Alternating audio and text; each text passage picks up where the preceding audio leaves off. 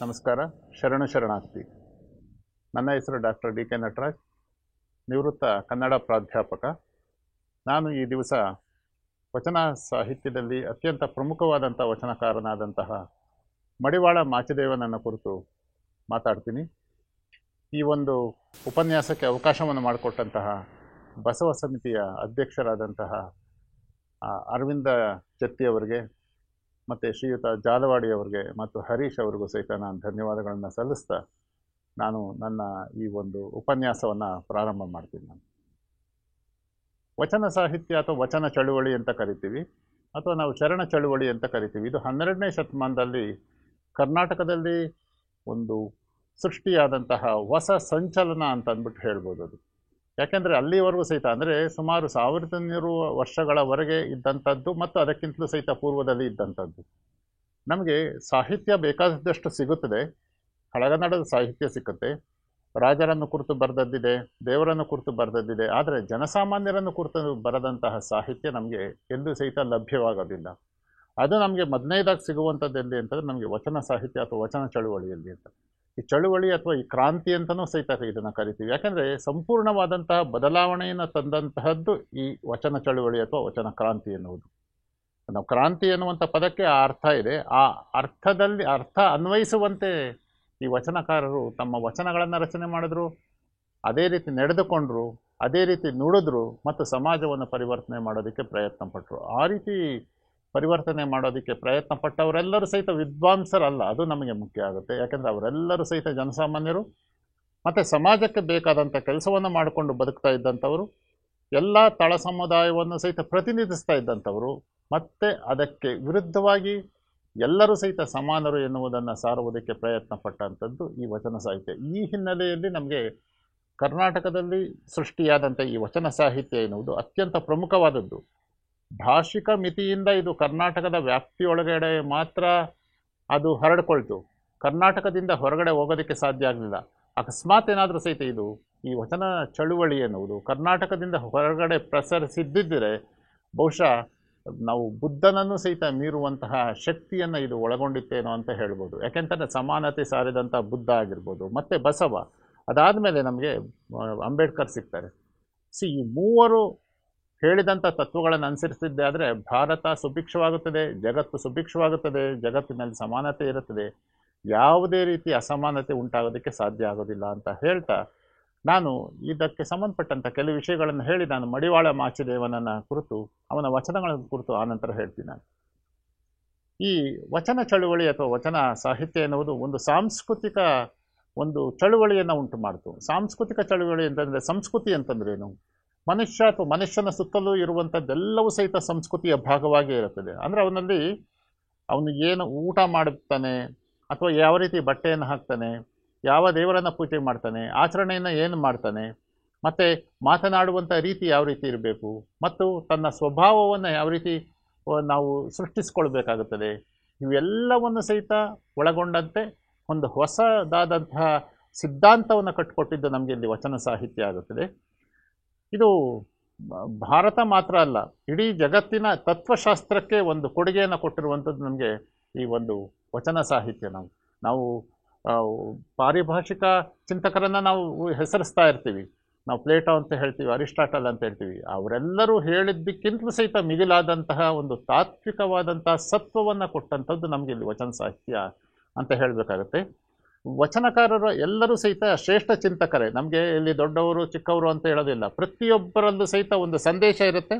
ಆ ಸಂದೇಶವನ್ನು ಅನುಸರಿಸಬೇಕು ಅಂತಲೂ ಸಹಿತ ಹೇಳ್ತಾರೆ. ಮತ್ತು ಅವರು ಅದೇ ರೀತಿ ನಡೆದುಕೊಂಡು ದಾರಿಯನ್ನು ತೋರಿಸ್ಕೊಟ್ಟಂಥವ್ರು. ಅವರು ಒಳ್ಳೆಯ ವ್ಯಕ್ತಿತ್ವವನ್ನು ರೂಪಿಸುವುದರ ಮೂಲಕ ಒಳ್ಳೆಯ ಸಮಾಜವನ್ನು, ಉತ್ತಮ ಸಮಾಜವನ್ನು ರೂಪಿಸಬಹುದು ಅಂತ ಹೇಳಿಕೊಟ್ಟಿದ್ದೇ ನಮಗೆ ವಚನಕಾರರು. ಅದು ಇವತ್ತಿಗೂ ಸಹಿತ ಅಲ್ಲಿನ ಅನುಭವ ಮಂಟಪ ಎನ್ನುವುದು ನಮಗೆ ಇಡೀ ಜಗತ್ತಿಗೆ ಸಮಾನತೆಯನ್ನು ಕೊಡುವಂಥ ಒಂದು ಸ್ಥಳವಾಗಿತ್ತದು. ಯಾಕೆ ಅದು ಮುಖ್ಯ ಆಗುತ್ತದೆ ಅಂತಂದರೆ, ನಾವು ಇದನ್ನು ತರೋದಕ್ಕೆ ಕಾನೂನನ್ನು ತರ್ತಾ ಇದ್ವಿ. ಕಾನೂನಿಲ್ಲದೆ ಅವರು ತರೋದಕ್ಕೆ ಪ್ರಯತ್ನ ಪಟ್ಟಂಥದ್ದು ಇಲ್ಲಿ ವಚನ ಸಾಹಿತ್ಯದಲ್ಲಿ. ಹೇಗೆ ಅಂತಂದರೆ, ವ್ಯಕ್ತಿತ್ವ, ಮನುಷ್ಯನ ಮನೋಭಾವವನ್ನು ಬದಲಾಯಿಸಿಕೊಳ್ಳುವುದರ ಮೂಲಕ ನಾವು ಈ ಸಮಾನತೆಯನ್ನು ತಂದುಕೊಳ್ಬೋದು. ಅಥವಾ ನಾವಿಲ್ಲಿ ಏನು ಜಾತೀಯತೆ ಅಥವಾ ವರ್ಗ ಅನ್ನೋದಿದೆ, ವರ್ಗವೂ ಮುಖ್ಯ ಅಲ್ಲ, ಜಾತಿಯೂ ಮುಖ್ಯ ಅಲ್ಲ. ಜಾತಿಯ ಬಗ್ಗೆ ನಮಗೆ ಮುಂದೆ ಪ್ರಸ್ತಾಪ ಬರುತ್ತೆ, ನಾವು ಆಗ ಮಾತಾಡೋಣ. ಆದರೆ ಜಾತಿ ಅಥವಾ ಸ್ವಭಾವ ಅನ್ನೋದು ಹೇಗಿರುತ್ತದೋ ಹಾಗೆ ನಾವು ವರ್ತಿಸ್ತಾ ಇರ್ತೀವಿ. ಆದರೆ ಆ ಸ್ವಭಾವ ಎನ್ನುವುದು ನಾವು ರೂಪಿಸ್ಕೊಳ್ಬೇಕು ಅಂತ ಹೇಳಿಕೊಟ್ಟಿದ್ದು ನಮಗೆ, ಹೇಗಿರಬೇಕು ಅಂತ ರೂಪಿಸ್ಕೊಟ್ಟಿದ್ದು ನಮಗೆ ಇಲ್ಲಿ ವಚನ ಸಾಹಿತ್ಯ ಎನ್ನುವುದು. ಮತ್ತು ಅಲ್ಲಿನ ವಚನಕಾರರೆಲ್ಲರೂ ಸಹಿತ ತಮ್ಮದೇ ಆದಂತಹ ವೃತ್ತಿಗಳನ್ನು ಮಾಡ್ತಾಯಿದ್ರು. ಯಾರೂ ಸಹಿತ ವೃತ್ತಿಯನ್ನು ಬಿಡಲಿಲ್ಲ. ತಮ್ಮ ವೃತ್ತಿಯನ್ನು ಮಾಡಿಕೊಳ್ಳುವುದರ ಮೂಲಕವೇ ತಮ್ಮ ಒಂದು ಆಧ್ಯಾತ್ಮವನ್ನು ಸಹಿತ ಅವರು ಅನುಸರಿಸ್ತಾ ಇದ್ದರು. ಮತ್ತು ಬೇರೆಯವರಿಗೆ ಮಾರ್ಗದರ್ಶನವನ್ನು ಸಹಿತ, ಅಂದರೆ ಒಂದು ಕಡೆ ಸಮಾಜ ಸೇವೆ, ಇನ್ನೊಂದು ಕಡೆ ವ್ಯಕ್ತಿತ್ವದ ನಿರ್ಮಾಣದ ಕಾರ್ಯ, ಇನ್ನೊಂದು ಕಡೆ ಏನಾಗುತ್ತೆ ಆಧ್ಯಾತ್ಮಿಕ ಚಿಂತನೆ, ಎಲ್ಲವನ್ನು ಸಹಿತ ಅವರು ಸಮಾನವಾಗಿ ಸ್ವೀಕರಿಸಿ ಅದೇ ರೀತಿ ಬದುಕಿದ್ದಂಥವರು ಇಲ್ಲಿ ನಮಗೆ ವಚನಕಾರರು. ಮತ್ತು ಅವರೆಲ್ಲರೂ ಸಹಿತ ಈ ಒಂದು ಅದ್ಧೂರಿ ಅಥವಾ ವೈಭವಯುತವಾದ ಜೀವನವನ್ನು ಮತ್ತು ಆಡಂಬರವನ್ನು ನಿರಾಕರಿಸಿದಂಥವರು, ಸರಳವಾಗಿ ಬದುಕಿದ್ದಂಥವರು ನಮಗೆ ಇಲ್ಲಿ ವಚನಕಾರರೆಲ್ಲರೂ ಸಹಿತ. ಆ ಸರಳತೆಗೆ ನಮಗೆ ಮಾದರಿಯೇ ನಮಗೆ ಅನುಭವ ಮಂಟಪ. ಎಲ್ಲ ಜಾತಿಯವರು ಬರ್ತಾಯಿದ್ರು, ಯಾರೂ ಹಸುವಿನಿಂದ ಇರಬಾರ್ದು ಎನ್ನುವಂತಹ ಒಂದು ಪರಿಕಲ್ಪನೆ ಬಂದಿದ್ದು ನಮಗೆ ವಚನಕಾರರಿಂದ. ಇವತ್ತು ನಮ್ಮ ಸರ್ಕಾರದಲ್ಲಿ ಅನ್ನದ ದಾಸೋಹ ಇದೆ, ನಮಗೆ ಅಕ್ಷರ ದಾಸೋಹ ಅಂತ. ದಾಸೋಹ ಎನ್ನುವಂಥ ಪರಿಕಲ್ಪನೆಯನ್ನು ಸೃಷ್ಟಿ ಮಾಡಿಕೊಟ್ಟಂಥವರು. ಅಂದರೆ ಹಸಿವೆ ನಿವಾರಣೆ ಆದರೆ ಅನೇಕ ಸಾಮಾಜಿಕ ಸಮಸ್ಯೆಗಳು ಉದ್ಭವಿಸೋದಿಲ್ಲ ಎನ್ನುವಂತಹ ಒಂದು ಪರಿಕಲ್ಪನೆ ಅವ್ರಿಗೆ ಅವತ್ತೇ ಇತ್ತು. ಆ ಕಾರಣದಿಂದ ಅನ್ನ ದಾಸೋಹದ ಕಾರ್ಯಕ್ರಮವನ್ನು ಸಹಿತ ಅವರು ಅನುಸರಿಸ್ತಾ ಬರ್ತಾಯಿದ್ರು. ಈ ಹಿನ್ನೆಲೆಯಲ್ಲಿ ನಮಗೆ ಅನುಭವ ಮಂಟಪ ಎನ್ನುವುದು ಒಂದು ಪಾಠಶಾಲೆಯಾಗಿತ್ತು. ಅವರೆಲ್ಲರೂ ಸಹಿತ ಎಲ್ಲೂ ಓದಿದಂಥವರು ಅಲ್ಲ, ವಿದ್ವಾಂಸರು ಅಲ್ಲ. ಆದರೆ ಅವರ ಒಂದು ಅನುಭವದ ಅರಿವನ್ನು ಅವರು ಪರಸ್ಪರ ಹಂಚಿಕೊಳ್ಳುವುದರ ಮೂಲಕ ಅವರು ಹೊಸ ರೀತಿಯ ವ್ಯಕ್ತಿತ್ವಗಳನ್ನು ನಿರ್ಮಿಸೋದಕ್ಕೆ ಪ್ರಯತ್ನ ಪಟ್ಟಂಥವ್ರು ಇಲ್ಲಿ ವಚನಕಾರರು ಅಂತಂದ್ಬಿಟ್ಟು. ಈ ಒಂದು ಚಳುವಳಿ ಅಥವಾ ನಾವು ಈ ಚರಣ ಚಳುವಳಿ ಅನ್ನೋದಾದರೆ ಇದೊಂದು ಆಧ್ಯಾತ್ಮಿಕ ಚಳುವಳಿಯಾಗಿ ನಮಗೆ ಪ್ರಾರಂಭವಾಯಿತು. ಹಾಗಿದ್ರೆ ಅದರಲ್ಲಿ ಏನಿತ್ತು? ಮೊದಲನೇದಾಗಿ ವಿಚಾರಶೀಲತೆ ಇತ್ತು, ಎರಡನೇದಾಗಿ ಭಕ್ತಿ ಇತ್ತು, ಜ್ಞಾನ ಇತ್ತು, ಮತ್ತು ಅನುಭವದಿಂದ ಅನುಭವ ಇತ್ತು, ಕಾಯಕ ಇತ್ತು, ಕಾಯಕದ ಮಹತ್ವ ಇತ್ತು, ಅಂದರೆ ಅದನ್ನು ಬಿಡಬಾರ್ದು ಎನ್ನುವುದು, ಮತ್ತು ಕರುಣೆ ಅಥವಾ ದಯೆ ಅನ್ನೋದಿತ್ತು, ಪರೋಪಕಾರ ಅನ್ನೋದಿತ್ತು, ಪರಸ್ಪರ ಗೌರವ ಅನ್ನೋದಿತ್ತು. ಇವೆಲ್ಲವನ್ನ ಗುಣಗಳನ್ನು ಸಹಿತ ಒಳಗೊಂಡಿದ್ದದ್ದು ಯಾವುದಪ್ಪ ಅಂತಂದರೆ ಅದು ಶರಣ ಸಾಹಿತ್ಯದಲ್ಲಿ ನಾವು ನೋಡ್ಬೋದು. ಇವತ್ತಿಗೂ ಸಹಿತ ಅನೇಕರು ಶರಣು ಅಂತ ಹೇಳ್ತಾರೆ. ಶರಣು ಅಂತಂದರೆ ಇನ್ನೊಬ್ಬರಿಗೆ ತಲೆಬಾಗು ಎನ್ನುವುದು ಅರ್ಥ. ಅದು ನಾವು ದೇವರಿಗೆ ಸದೆಬಾಗು ಎನ್ನುವುದೂ ಸಹಿತ ಆಗುತ್ತದೆ ಇನ್ನೊಬ್ಬರಿಗೆ. ಅಂದರೆ ನಾನು ಎಲ್ಲರಿಗಿಂತ ಎನಗಿಂತ ಕಿರಿಯರಿಲ್ಲ ಎನ್ನುವಂಥ ಒಂದು ಹೇಳಿಕೆಗಳೆಲ್ಲವೂ ಸಹಿತ ವ್ಯಾಖ್ಯಾನಗಳೆಲ್ಲ ಬಂದಿರೋದು ಇದೇ ರೀತಿಯಲ್ಲಿ. ನಾನೇ ಶ್ರೇಷ್ಠ ಅಲ್ಲ ಅನ್ನೋದು, ಆ ಅಹಂಕಾರವನ್ನು ಬಿಡಬೇಕು ಎನ್ನುವುದು, ವ್ಯಾಮೋಹನವನ್ನು ಬಿಡಬೇಕು ಅನ್ನೋದು ಹೇಳ್ತಾಯಿದ್ರು. ಮತ್ತು ಇಂತಹ ಶರಣರು ಯಾವ ಗುಣಗಳನ್ನು ಅಳವಡಿಸ್ಕೊಂಡಿರಬೇಕು? ಮೊದಲನೇದಾಗಿ ಅವನು ಸಮಾಧಾನಿಯಾಗಿರಬೇಕು, ಶಾಂತನಾಗಿರಬೇಕು, ಮತ್ತು ಅವನಲ್ಲಿ ಜ್ಞಾನ ಸಂಗ್ರಹದ ಮನೋಭಾವ ಇರಬೇಕಾಗತ್ತೆ, ಮತ್ತು ಲಿಂಗೋಪಾಸನೆಯನ್ನು ಅನುಸರಿಸಬೇಕಾಗತ್ತೆ, ಮತ್ತು ಅವನು ಜನಸೇವೆಯನ್ನು ಮಾಡಬೇಕಾಗತ್ತೆ, ಮತ್ತು ಯಾವುದೇ ಕಾರಣಕ್ಕೂ ಸಹಿತ ಕಾಯಕವನ್ನು ಬಿಡದೆ ದಾಸೋಹದಲ್ಲಿ ಅವನು ತೊಡಗಿಸಿಕೊಳ್ಳಬೇಕಾಗುತ್ತೆ. ನಾಳೆಗೆ ಬೇಕು ಅಂತ ಕೂಡಿಡಬಾರ್ದು ಅಂತ ಅವ್ರು ಹೇಳೋದು. ಇವತ್ತು ಬದುಕುವುದಷ್ಟೇ ಮುಖ್ಯ, ಎಲ್ಲರೂ ಬದುಕಬೇಕು, ಈ ಸತ್ಯ ಆಸೆ ನಮಗೇಕೆ ಅಂತ. ಇಷ್ಟೊಂದು ಯಾಕೆ ಆಸೆ ಪಡ್ತೀಯ, ನಾಳೆ ಯೋಚನೆ ಮಾಡೋಣ ಅಂತ ಅಂದ್ಬಿಟ್ಟಿಲ್ಲಿ. ಸೊ ಇವರು ಈ ಶರಣ ಸಾಹಿತ್ಯದಲ್ಲಿ ಜಾತೀಯತೆಯ ನಿರ್ಮೂಲನೆಗೆ ಅತ್ಯಂತ ದೊಡ್ಡದಾದಂತಹ ಒಂದು ಕಾಣಿಕೆಯನ್ನು ಕೊಟ್ಟಂಥವ್ರು ಈ ಶರಣ ಸಾಹಿತ್ಯರು. ಯಾಕೆಂತಂದರೆ ಜಾತೀಯತೆಯನ್ನು ನಿರಾಕರಿಸ್ತಾರೆ, ಆದರೆ ಅವರು ತಮ್ಮದೇ ಜಾತೀಯತೆಯನ್ನು ಹೇಳ್ತಾರೆ. ಅದು ಹೇಗೆ ಅಂತ ನಾನು ಮಡಿವಾಳ ಮಾಚಿದೇವನ ವಚನದ ಮೂಲಕವೇ ನಾನು ಹೇಳ್ತೀನಿ. ನಾನು ಜಾತೀಯತೆಯನ್ನು ನಿರಾಕರಿಸ್ತಾರೆ, ಆದರೆ ಜಾತೀಯತೆ ಅನ್ನೋದಿದೆ. ಹಾಗಿದ್ರೆ ಜಾತೀಯತೆ ಅನ್ನೋದೇನು ತಮ್ಮದೇ ಆದಂಥ ಒಂದು ಪರಿಕಲ್ಪನೆಯನ್ನು ಸೃಷ್ಟಿ ಮಾಡಿರ್ತಾರೆ. ಯಾಕೆಂದರೆ ಅಲ್ಲಿ ಬ್ರಾಹ್ಮಣರ ಸಮುದಾಯದ ಮದುವೆಯನ ಮಗಳು ಮತ್ತು ಸಮಗಾರ ಹರಳೆಯನ ಮಗನನ್ನು ಮದುವೆ ಆದಂಥ ಸಂದರ್ಭದಲ್ಲಿ ಮದುವೆಯ ಮತ್ತು ಹರಳೆಯರಿಗೆ ದಂಡನೆಯ ಶಿಕ್ಷೆಯನ್ನು ಬಿಜ್ಜಳ ವಿಧಿಸ್ತಾನೆ.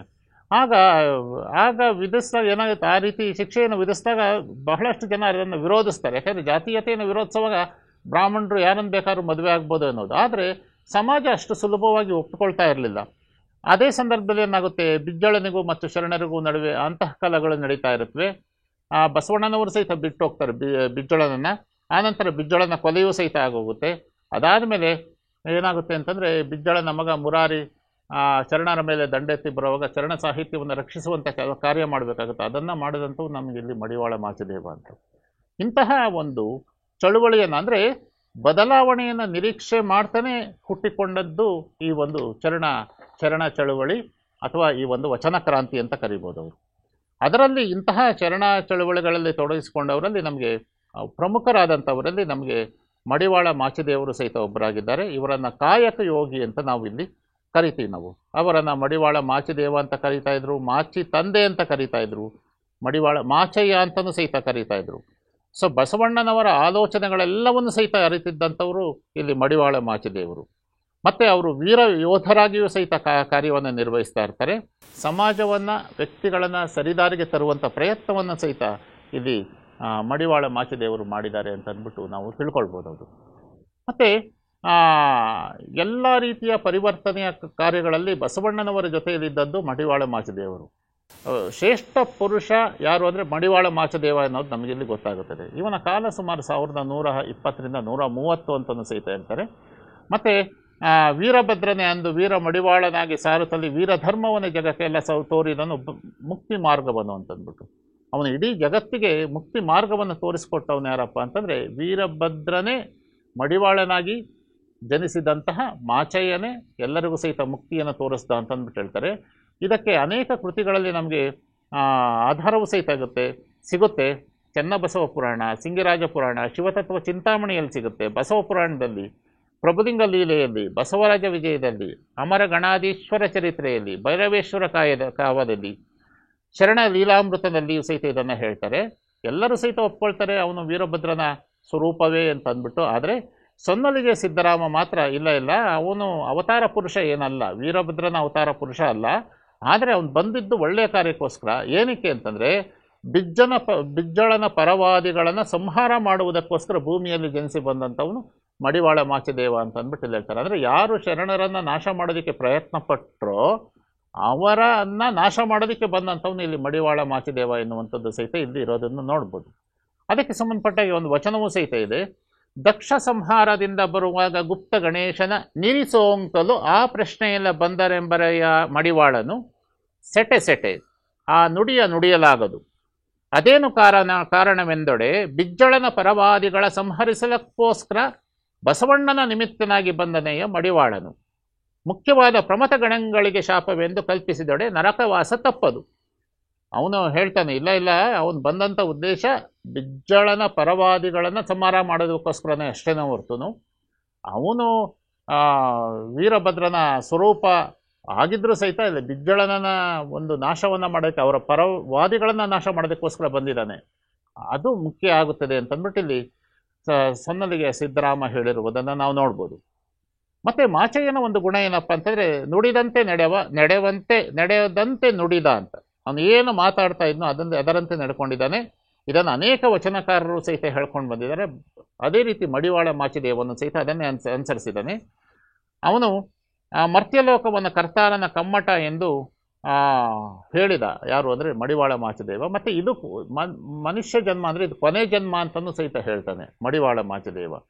ಮತ್ತು ಅವನ ಅಂಕಿತ ನಾಮ ಏನಪ್ಪ ಅಂತಂದರೆ ಹಿಪ್ಪರಿಗೆಯ ಕಲಿದೇವರ ದೇವ ಅಂತ. ಅವನ ವಚನಗಳಲ್ಲಿ ನಾವು ಕಲಿದೇವರ ದೇವ ಎನ್ನುವುದನ್ನು ನಾವು ಗುರುತಿಸ್ಬೋದು.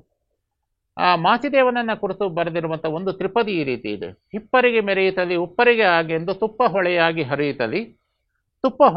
ಹರಿಯುತ್ತಲಿ ಊರೊಳಗೆ ಅಪ್ಪ ಮಾಚಣ್ಣ ಜನಿಸಿದ ಅಂತ. ಅವನು ಹಿಪ್ಪರಿಗೆಯ ಒಂದು ಊರಿನಲ್ಲಿ ಮಾಚಣ್ಣ ಎನ್ನುವನು ಜನಿಸ್ತಾನೆ. ಅದು ತುಂಬ ಸುಭಿಕ್ಷವಾದಂಥ ಕಾಲ, ಒಂದು ಸಮೃದ್ಧಿಯ ಕಾಲದಲ್ಲಿ ಅವನು ಜನಿಸ್ತಾನೆ ಅಂತಂದ್ಬಿಟ್ಟು ಇಲ್ಲಿ ಹೇಳ್ತಾರೆ ಅವರು. ಈ ಮಾಚಯ್ಯ ಎನ್ನುವಂಥ ಹೆಸರು ಹೇಗೆ ಬಂದಿದೆ ಅನ್ನೋದಕ್ಕೂ ಸಹಿತ ಒಂದು ಭಾಷಿಕ ಬದಲಾವಣೆಗಳ ಒಂದು ಸ್ವರೂಪ ಇದೆ. ಏನಪ್ಪ ಅಂದರೆ ಮಡಿವಾಳ ಮಾಚಿದೇವ ತುಂಬ ಒಂದು ಸದೃಢವಾದಂಥ ವ್ಯಕ್ತಿ, ಅಥವಾ ತುಂಬ ಮಹಾಕಾಯವನ್ನು ಒಳಗೊಂಡಿದ್ದ ಅಂತ ಅನ್ನೋದು. ಆ ಮಹಾಕಾಯ ಎನ್ನುವುದು ಮಾಕಾಯ ಆಯಿತು, ಅದಾದಮೇಲೆ ಅದು ಮಾಕಯ್ಯ ಆಯಿತು, ಅದಾದಮೇಲೆ ಮಾಚಯ್ಯ ಅಂತ ಆಯಿತು ಅಂತ ಅನ್ನೋದು ಈ ಭಾಷಿಕ ಬದಲಾವಣೆಯ ಸ್ವರೂಪ ಅಂತಲೂ ಸಹಿತ ಹೇಳ್ತಾರೆ. ಮಹಾಕಾಯ ಅಂದರೆ ನಾವು ಅಜಾನುಬಾಹು ಅಂತ ಹೇಳ್ತೀವಿ. ಅದು ನಮಗೆ ಅನೇಕ ಕಡೆ ಸಿಕ್ಕುತ್ತೆ. ಯಾಕೆಂತಂದರೆ ಅವನೊಬ್ಬ ಶೂರ ಅಂತಲೂ ವೀರ ಅಂತಲೂ ಸಹಿತ ಸಿಗೋದ್ರಿಂದ ಅವನು ಅಜಾನುಬಾಹು ಆಗಿದ್ದರೂ ಸಹಿತ ಇರ್ಬೋದು ಅಂತಂದು. ಮತ್ತು ಅವನು ಬಡವರ ಪರವಾಗಿದ್ದ ಯಾರು ಮಾಚಯ್ಯ ಅಂತ ಅನ್ನೋದಕ್ಕೆ ಮಡಿವಾಳ ಮಾಚಣ್ಣ ಕಡುಭಕ್ತ ತಾನಾಗಿ ಹಡೆದವರ ಕೆಲಸ ಕೈಕೊಂಡ ಊರೊಳಗೆ ಬಡವರಿಗೆ ಭಾಗ್ಯ ನಿಧಿಯಾದ ಅಂತ. ಅವನು ಮಡಿವಾಳ ಅಂದರೆ ಬಟ್ಟೆ ತೊಳೆಯುವಂಥ ಕೆಲಸವನ್ನು ಮಾಡ್ತಾಯಿದ್ರು ಸಹಿತ, ಶರಣರ ಬಟ್ಟೆಯನ್ನು ಒಗೆಯುವಂಥ ಕೆಲಸವನ್ನು ಮಾಡ್ತಾಯಿದ್ರು ಸಹಿತ ಅವನು ಬಡವರ ಪರವಾಗಿ ಕೆಲಸವನ್ನು ಮಾಡ್ದ, ಬಡವರ ಪಾಲಿನ ಭಾಗ್ಯ ನಿಧಿಯಾದ ಅಂತ ಹೇಳ್ತಾರೆ. ಅವನು ಅವರನ್ನು ಮೇಲೆ ಎಕ್ಕೆ ತರೋದಕ್ಕೆ ಇವನು ಪ್ರಯತ್ನಿಸಿದ ಎನ್ನುವುದು ಸಹಿತ ಬರುತ್ತೆ. ಮತ್ತು ಇವನು ಹೇಳ್ತಾನೆ ಏನಂತಂದರೆ, ಅರಸುತನ ಮೇಲಲ್ಲ ಅಗಸುತನ ಕೀಳಲ್ಲ ಅಂತ. ಮಡಿವಾಳ ಅಂತಂದರೆ ಅಂದರೆ ಈ ನಾವು ಈ ಒಂದು ವರ್ಗಗಳಿದೆಯಲ್ಲ, ನಾವು ಈ ಹುದ್ದೆ ಆ ಹುದ್ದೆ ಅಂತ, ಎಲ್ಲಕ್ಕಿಂತಲೂ ಮುಖ್ಯವಾಗಿ ನಾವೆಲ್ಲ ಮನುಷ್ಯರು ಎನ್ನುವುದು ಇಲ್ಲಿ ಅವನ ಪರಿಕಲ್ಪನೆ. ಅದಕ್ಕೋಸ್ಕರ ಅರಸನೂ ಸಹಿತ ಮನುಷ್ಯನೇ, ಅಗಸನೂ ಸಹಿತ ಮನುಷ್ಯನೇ, ಯಾವುದೂ ಮೇಲೂ ಅಲ್ಲ ಕೀಳು ಅಲ್ಲ. ನಮ್ಮ ಪ್ರಾರಬ್ಧ ಕರ್ಮಕ್ಕನುಗುಣವಾಗಿ ಒಂದೊಂದು ಸ್ಥಿತಿಯಲ್ಲಿರ್ತೀವಿ ಅಷ್ಟೇ. ಆದರೆ ನಾವು ಊಟ ಮಾಡಿದಂತೆ, ನಾವು ನಿದ್ದೆ ಮಾಡಿದಂತೆ, ನಾವು ಬದುಕುವಂತೆ ಅರಸನು ಬದುಕುತ್ತಾನೆ, ನಾವು ಬದುಕ್ತೀವಿ. ಏನು ವ್ಯತ್ಯಾಸ ಇಲ್ಲ. ನಾವಿರುವಂಥ ಸ್ಥಳ ಬದಲಾಗಿರ್ಬೋದು, ನಾವಿರುವಂಥ ಹಾಕುವಂಥ ಬಟ್ಟೆ ಬದಲಾಗ್ಬೋದು, ಆದರೆ ಮನುಷ್ಯನ ಸ್ವಭಾವಗಳೆಲ್ಲವೂ ಸಹಿತ ಒಂದೇ ಎನ್ನುವುದನ್ನು ಇಲ್ಲಿ ಅವನು ಹೇಳೋದಕ್ಕೆ ಪ್ರಯತ್ನ ಪಡ್ತಾನೆ. ಅವನು ಶರಣರ ಬಟ್ಟೆಯನ್ನು ಸ್ವಚ್ಛ ಮಾಡಿಕೊಡ್ತಾ ಇದ್ದ. ಅವನು ಶರಣರ ಬಟ್ಟೆಯನ್ನು ಸ್ವಚ್ಛ ಮಾಡಿಕೊಂಡು ಬರುವಂಥ ಸಂದರ್ಭದಲ್ಲಿ ಅವನು ಗಂಟೆ ಹಿಡ್ಕೊಂಡು ಬಾರಿಸ್ಕೊಂಡು ಬರ್ತಾ ಇದ್ದ. ಯಾಕೆ ಅಂತಂದರೆ ಆ ಬಟ್ಟೆಯನ್ನು ಶುಚಿ ಮಾಡಿದಂಥ ಬಟ್ಟೆಯನ್ನು ಯಾರೂ ಸಹಿತ ಮುಟ್ಟಬಾರದು ಎನ್ನುವುದು ಇವನ ಒಂದು ಉದ್ದೇಶ. ಅದಕ್ಕೋಸ್ಕರ ಅವನು ಗಂಟೆಯನ್ನು ಬಾರಿಸ್ಕೊಂಡು ಬರ್ತಾ ಇದ್ದ. ಆ ರೀತಿ ಗಂಟೆಯನ್ನು ಬಾರಿಸ್ಕೊಂಡು ಬರ್ತಾ ಇದ್ದರಿಂದ ಇವನಿಗೆ ವೀರಗಂಟೆ ಮಾಚಯ್ಯ ಅಂತಲೂ ಸಹಿತ ಕರೀತಾ ಇದ್ರು. ಅವನನ್ನು ಒಂದು ಪರೀಕ್ಷೆ ಮಾಡಬೇಕು ಅಂತ ಪ್ರಯತ್ನ ಪಡ್ತಾನೆ ಒಬ್ಬ ಕುಹಕಿಯೊಬ್ಬ. ಆ ರೀತಿ ಅವನನ್ನು ಪರೀಕ್ಷೆ ಮಾಡೋದಕ್ಕೆ ಬಂದಾಗ ಏನು ಮಾಡ್ತಾನೆ ಅಂತಂದರೆ, ಅವನನ್ನು ಬಟ್ಟೆಯನ್ನು ಮುಟ್ಟು ನೋಡಿದ್ರೆ ಏನು ಮಾಡ್ತಾನೆ ಅಂತ ಆ ರೀತಿ ಮಾಡೋದಕ್ಕೆ ಬಂದಾಗ ಅವನೇನು ಮಾಡ್ತಾನೆ, ಅವನನ್ನು ಕೈಯಿಂದ ಗುದ್ದಿ ಅವನನ್ನು ಸಾಯಿಸಿಬಿಡ್ತಾನೆ. ಈ ರೀತಿ ಕುಹಕಿಯನ್ನು ಸಾಯಿಸಿದಂಥ ವಿಷಯ ಯಾರಿಗೆ ಗೊತ್ತಾಗುತ್ತೆ ಅಂದರೆ ಬಿಜ್ಜಳನಿಗೆ ಗೊತ್ತಾಗುತ್ತೆ. ಆ ಬಿಜ್ಜಳನಿಗೆ ಗೊತ್ತಾದಂಥ ಸಂದರ್ಭದಲ್ಲಿ ಅವನೇನು ಮಾಡ್ತಾನೆ, ತನ್ನ ಒಂದು ಸೈನಿಕರೊಂದಿಗೆ ಒಂದು ಆನೆಯನ್ನು ಕಳಿಸ್ಬಿಟ್ಟು ಅವನನ್ನು ಸಾಯಿಸಿಬಿಡಿ ಅಂತ ಕಳಿಸ್ತಾನೆ. ಆ ರೀತಿ ಬಂದಂಥ ಸಂದರ್ಭದಲ್ಲಿ ಅವನು ಎಷ್ಟು ಬಲಿಷ್ಠನಾಗಿದ್ದ ಅಂತಂದರೆ, ಅವನ ಜೊತೆಯಲ್ಲಿ ಬಂದಂತಹ ಸೈನಿಕರನ್ನು ಗುದ್ದಿ ಸಾಯಿಸ್ತಾನೆ. ಆನೆಯ ಸೊಂಡಿಲನ್ನು ತಿರುಗಿಸ್ಬಿಟ್ಟು ಏನು ಮಾಡ್ತಾನೆ ಅಂತಂದರೆ ಆನೆಯನ್ನು ಮೇಲೆ ಕೆಸಿತಾನೆ, ಮಾವುತ ಕೆಳಗಡೆ ಬೀಳ್ತಾನೆ, ಅವನು ಕಾಲು ಮುರ್ಕೊಳ್ತಾನೆ. ಆನೆ ಗೀಡಿಡುತ್ತಾ ತನ್ನ ಪಾಡಿಗೆ ತಾನು ಕಾಡಿಗೆ ಓಡೋಗ್ಬಿಡುತ್ತದೆ ಅನ್ನೋದು.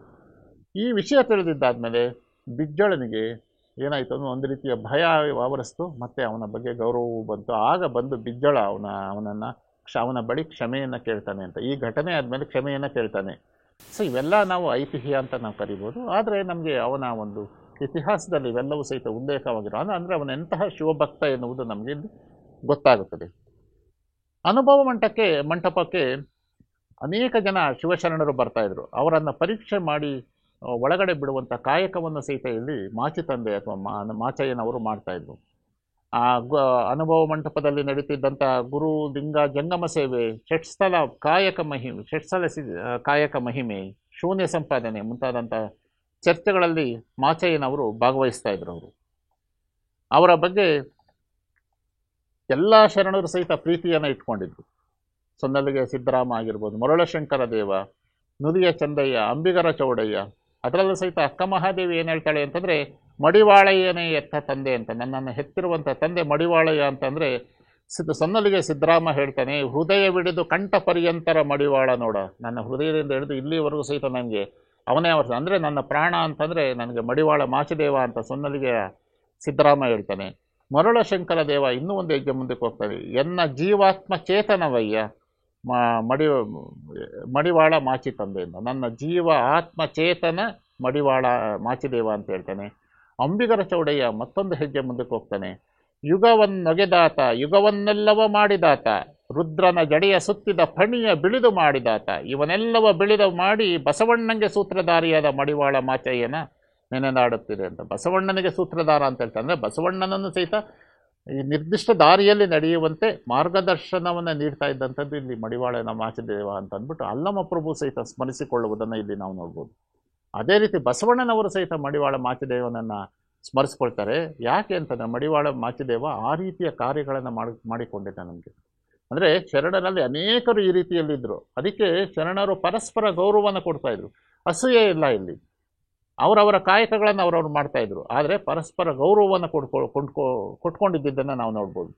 ಅದಕ್ಕೆ ಬಸವಣ್ಣವ್ರು ಹೇಳ್ತಾರೆ, ಎನ್ನ ಕಾಯವ ಶುದ್ಧ ಮಾಡಿದಾತ ಮಡಿವಾಳ, ಎನ್ನ ಮನವ ನಿರ್ಮಲ ಮಾಡಿದಾತ ಮಡಿವಾಳ, ಎನ್ನಂತರಂಗವ ಬೆಳಗಿದಾತ ಮಡಿವಾಳ, ಎನ್ನ ಬಹಿರಂಗವ ಬಿಡಿಸಿದಾತ ಮಡಿವಾಳ, ಕೂಡಲ ಸಂಗಮ ದೇವ ಎನ್ನ ನಿಮಗೆ ಯೋಗ್ಯವ ಮಾಡಿದಾತ ಮಡಿವಾಳ ಅಂತ. ನನ್ನನ್ನು ಯೋಗ್ಯನನ್ನಾಗಿ ಮಾಡಿದವನೇ ನಮಗೆ ಮಡಿವಾಳ ಮಾಚಿದೇವ ಅಂತ ಬಸವಣ್ಣನವರೇ ಹೇಳ್ತಾರೆ. ಅಂದರೆ ನಾನು ಇಷ್ಟು ಶುದ್ಧವಾಗಿರೋದಕ್ಕೆ, ಈ ರೀತಿ ನಿರ್ಮಲತೆಯಿಂದ ಇರೋದಕ್ಕೆ ಕಾರಣ ಏನಪ್ಪ ಅಂತಂತಂದರೆ ನನಗೆ ಮಡಿವಾಳ ಮಾಚಿದೇವನ ಮಾರ್ಗದರ್ಶನ ಅಂತ ಅವರು ಸಹಿತ ಹೇಳ್ತಾರೆ.